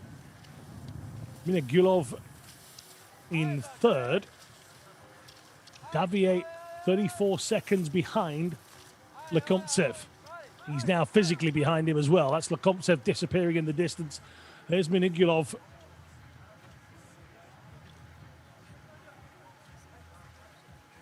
So 81, 82 and 83 are the bibs you want to keep an eye on. Pronkov is some 20 seconds back on Minegulov, so you would imagine it's a battle between the three now. Davier, the Frenchman, finding himself sandwiched between two Russian athletes out on the course.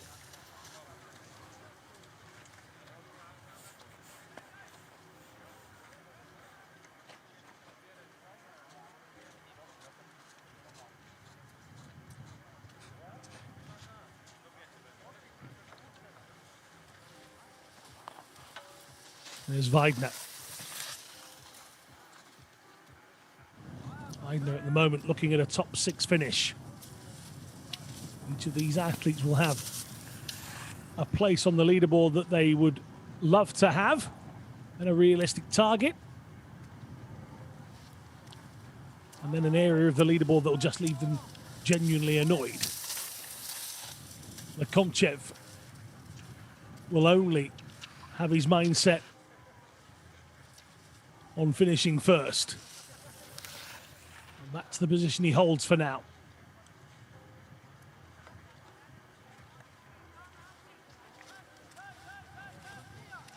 Minegulov been competing since 2008. There he is, 82. That's it, Drew, that's it. Keep those guys in your sights, Drew. Let's go, pop up. Lost his right hand in a car accident. Did Roshan Minegulov. It was back in 2005. By 2008, he was competing for the Russian Federation in Nordic sport. Already got 2 Winter Games to his name. And of course, competed in Sochi in front of the home crowd. He's gaining on Davier on the course, but again, these two have a different time factor due to their impairments.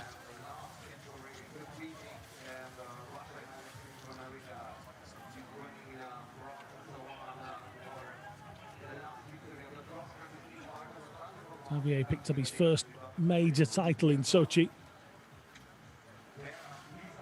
with a bronze as part of the relay.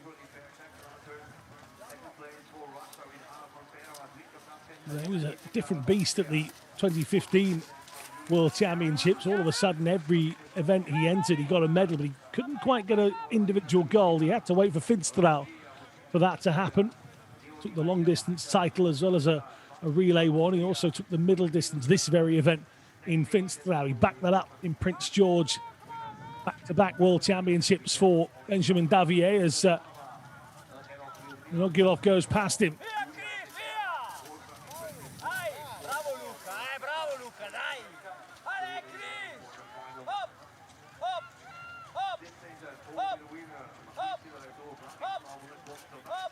Davier with the 12.5 kilometer title in Pyeongchang.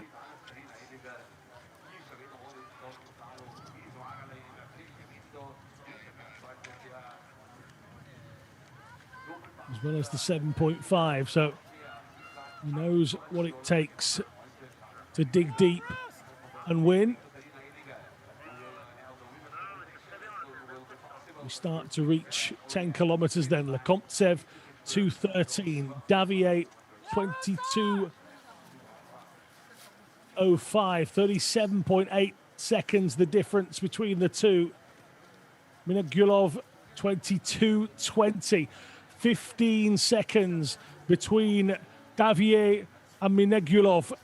Is there a big finish from the Russian? Lekontchev looks comfortable. He stretched that gap over Davier every single lap, every kilometer he's gone through. He's managed to stretch the lead. But can Davier hold off the pressure of Roshan Minegulov?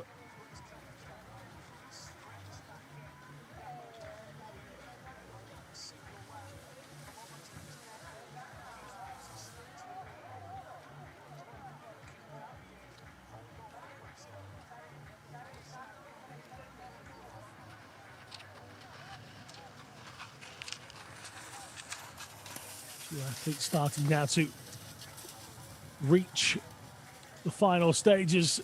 They'll be coming in pretty soon, but Lakomchev going through your screen.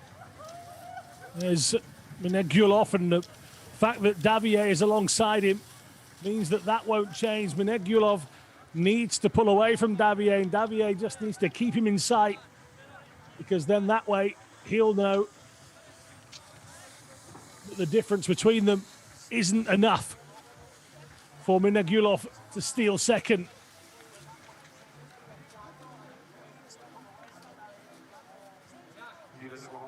There's right at the top of the screen, just going past the American flag itself. So twisty downhill section, this part of the course.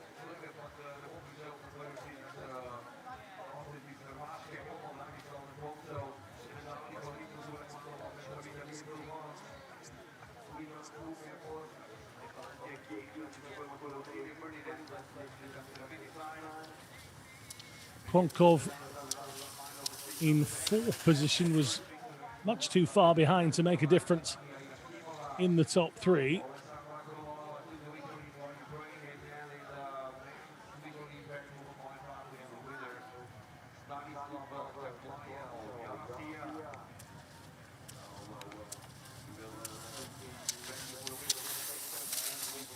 There's Lakomchev then.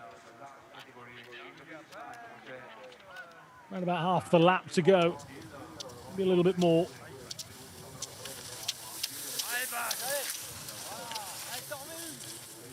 And Davier has gone back in front of Minegulov. So not only does he not want to lose second, he is powering ahead. Kodlozorov coming up in the background too. Has Minegulov gone a little bit too quickly here at some stage? Fighting up the hill is Weidner. Maximilian Weidner heading into the final stages of his 12.5 kilometers.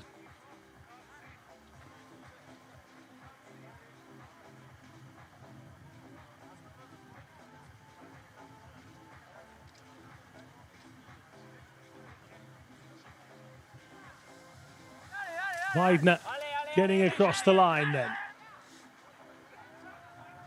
The first one to do so.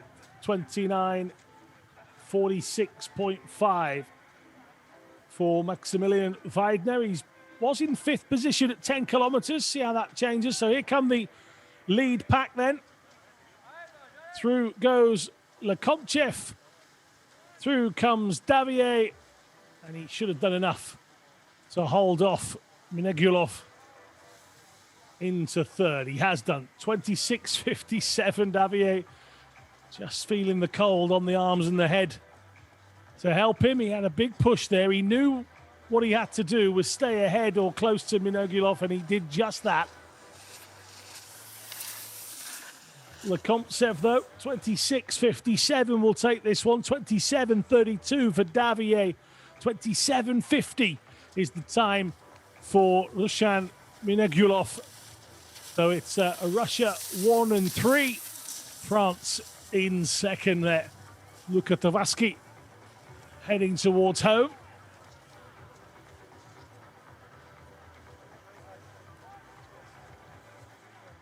Kodlozorov has come through behind Maximilian Veidner. So he's looking like finishing in the 6th place that he was at 10 kilometers. Veidner with a decent finish, it would seem. He's currently in 4th, waiting for obviously for other finishers. Here comes Reiter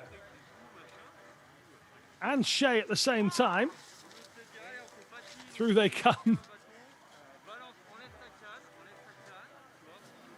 And they can give those arms and legs a rest. Well, and here comes Vitol Skupien, who had an almighty drop a little bit earlier. Although I think the times have been rectified here, because Skupien was showing as being in the top 3 earlier. That's now changed to 6th. So there you go. That would That would answer a lot of questions that we didn't have answers to, quite frankly.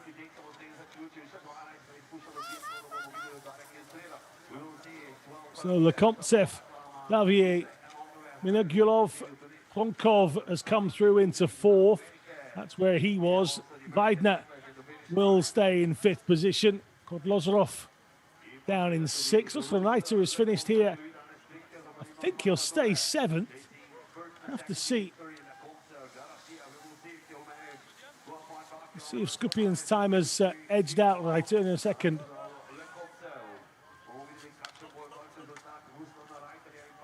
Just waiting for those confirmed times. Drew Shea, his official time, 33:49. Tavaski, 33:18. Still a couple out on the course. Bielokapic from Croatia being one of those.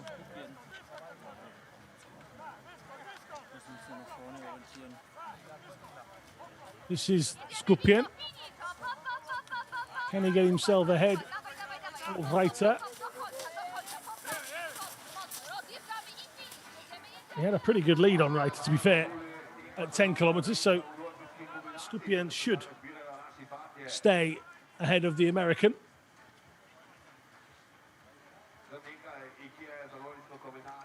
Up towards the line he comes.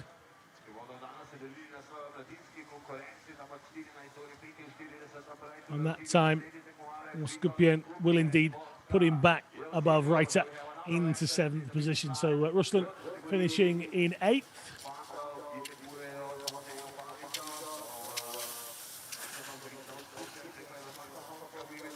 Kwon and Bielokapic still to come in as the final two athletes out on the course.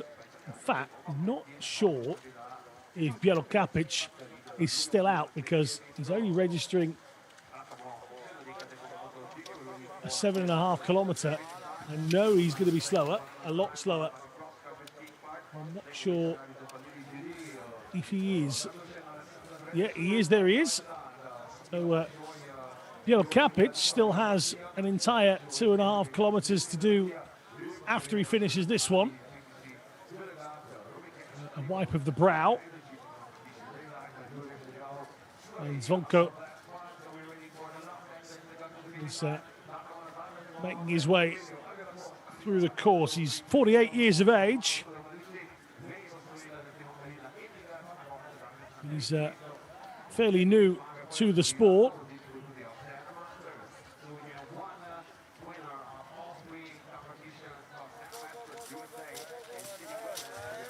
This is Kwon Sang-hyun.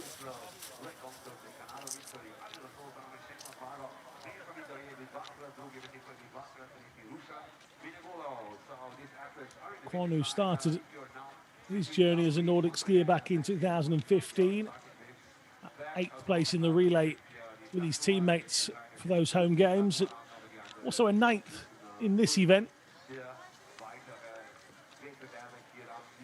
And he'll come through in 12th position.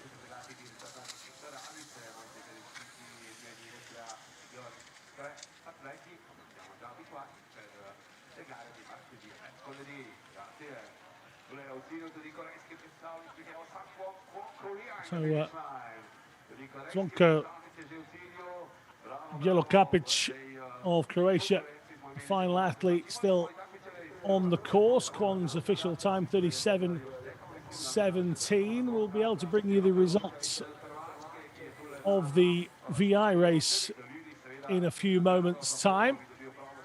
We'll be able to show you just how that ended up.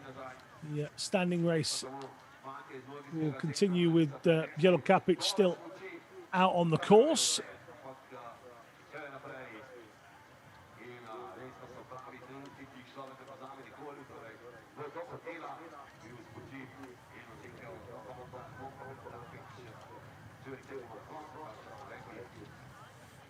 So still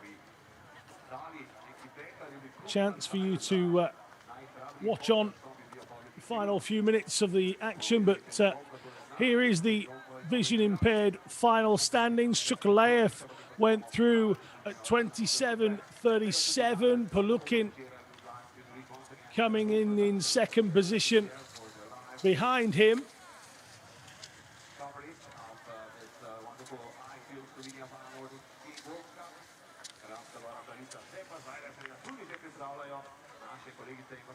Suyako eventually finishing in third position. Shalankon went from second down to fourth. Throughout the course of that, we saw some falls, some tumbles from the athletes at the top end, just to showcase really the conditions out there on the course. But it meant that Shalankon eventually dropping out of the top three positions. Well, here is how we have it at the moment. We've still got Bielokapic out on the course completing his final lap. But Lekomchev, 25 seconds ahead of Davier. Davier in turn was far enough away from Roshan Minegulov. It closed up at one point. But Davier put in the shift towards the end and made sure that he got his second place. There is the 48-year-old out on the course on his own. A real welcome to the world of Nordic for Svanko Bielokapic.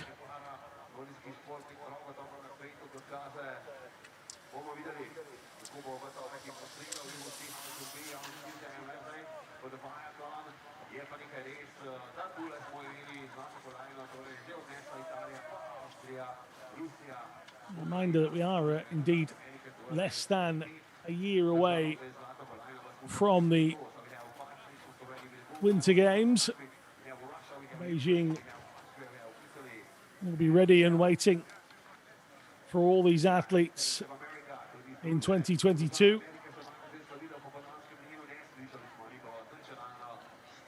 Cancellation, of course, of the World Championships this year means that the athletes have been starved a little of preparation time.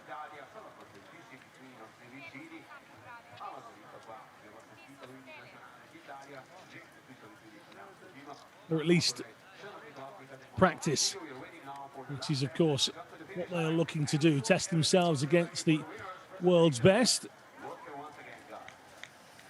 For Svanko Bielokapic, it's about testing himself against the course. The 48-year-old, he's not going to let the course win. A big climb for him to go through.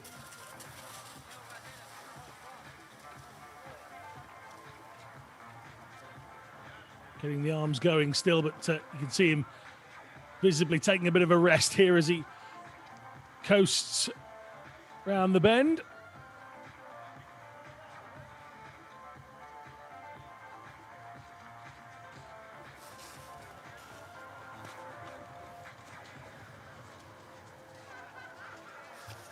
One more time around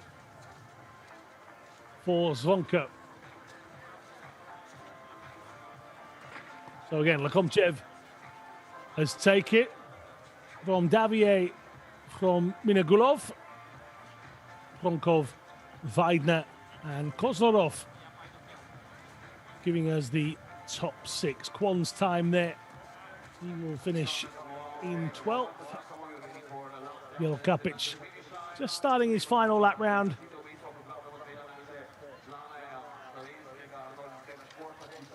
Just waiting for his time on that penultimate lap.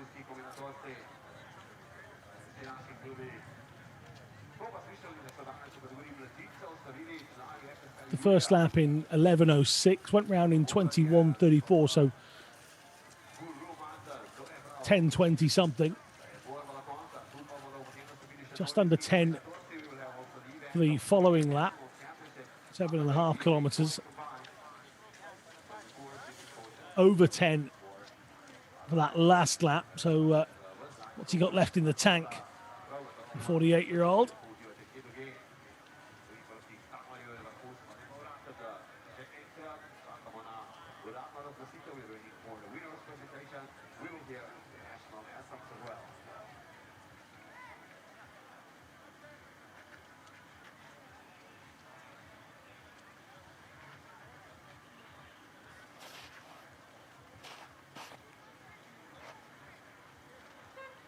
Nordic sports can be a lonely old world at the best of times, but Sonko Bielokapic out there on his own at the moment. I'm absolutely sure that around the course, wherever there is anybody, they will be giving him some encouragement and getting him round.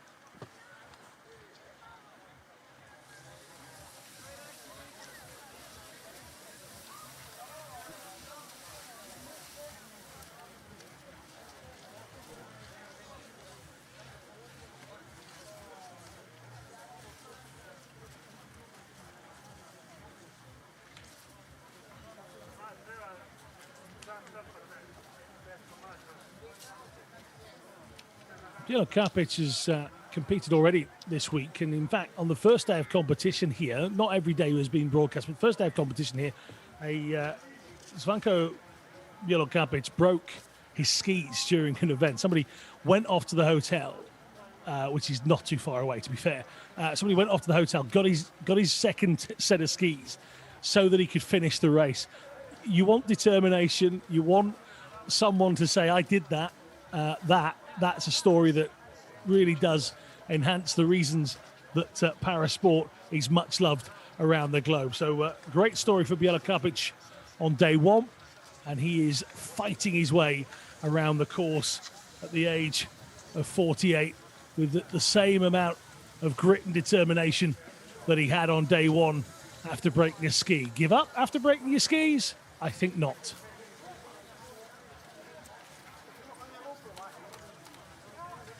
Up the hill he comes.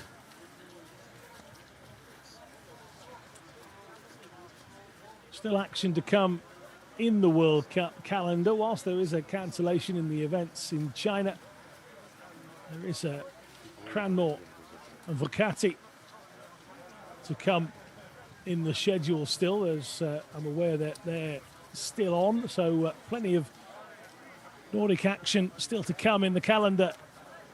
If you want more information, you can head over to Paralympic.org website, find out all the information you could possibly need. And maybe if you've been watching this and think, yeah, I'd give this a go. Impairment doesn't mean that you can't. There's a way to find an adaptation. And an example of that here is the 48-year-old that we're currently watching out on the course, fighting every inch of the 12.5 kilometers in front of him. And his one task in his head is to get to that finish line so that he can say, I completed that World Cup circuit.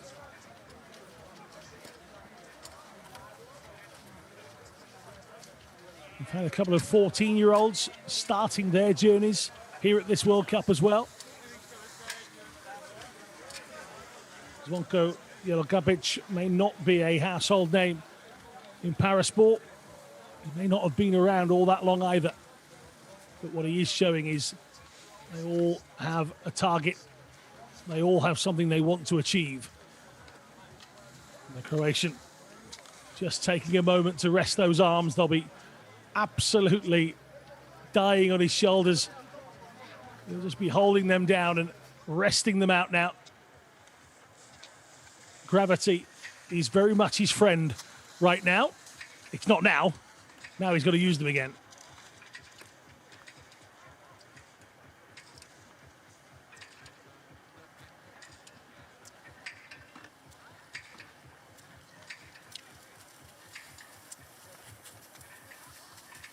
Double amputee. So he's forcing himself around here.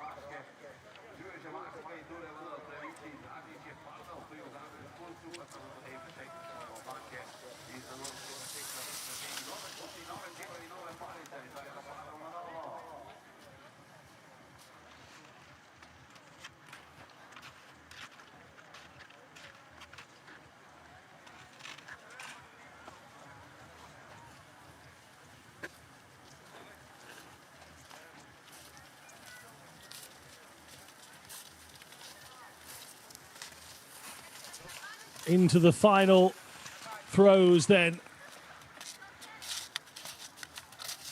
Jelokapic, the long left-hander, give those arms a bit of a rest again, but he needs to push on. He didn't quite have the speed to take him all the way around the bend. His challenge was to complete. And at the moment, Zvonko Jelokapic will get encouragement. And hopefully a big applause from all of those at the finish line. The double amputee showing us that at 48, every hill is worth climbing. Just to know that you can. And Jelokapic now starts to drift into focus and head towards the finish of his World Cup 12.5 kilometre cross-country race.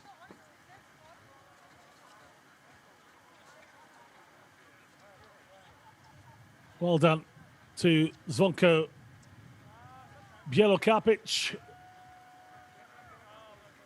Not a moment did he think about giving in, I'm sure. Big thumbs up as well.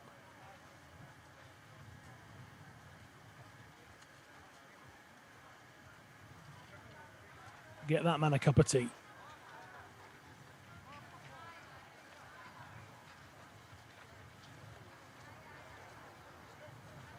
So the race officially over, but the order didn't change from what we already knew. Lekontsev from the Russian Federation took it. We turn our attentions back to the men's vision impaired event. Chokolaev, Polukin and Suyako. Chalankon dropping out of the top three late on.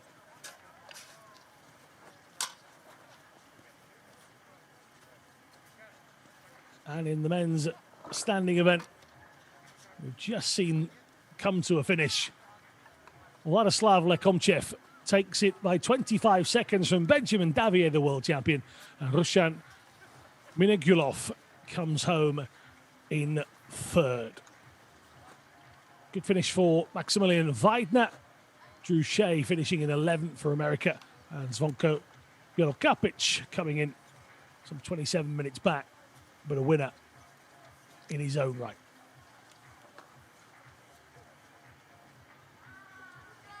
Well, a huge thank you to everyone that has joined us. That brings to an end the action here from Planica on this broadcast. So all that leaves me to do from myself, Alan March, and all of us here, goodbye.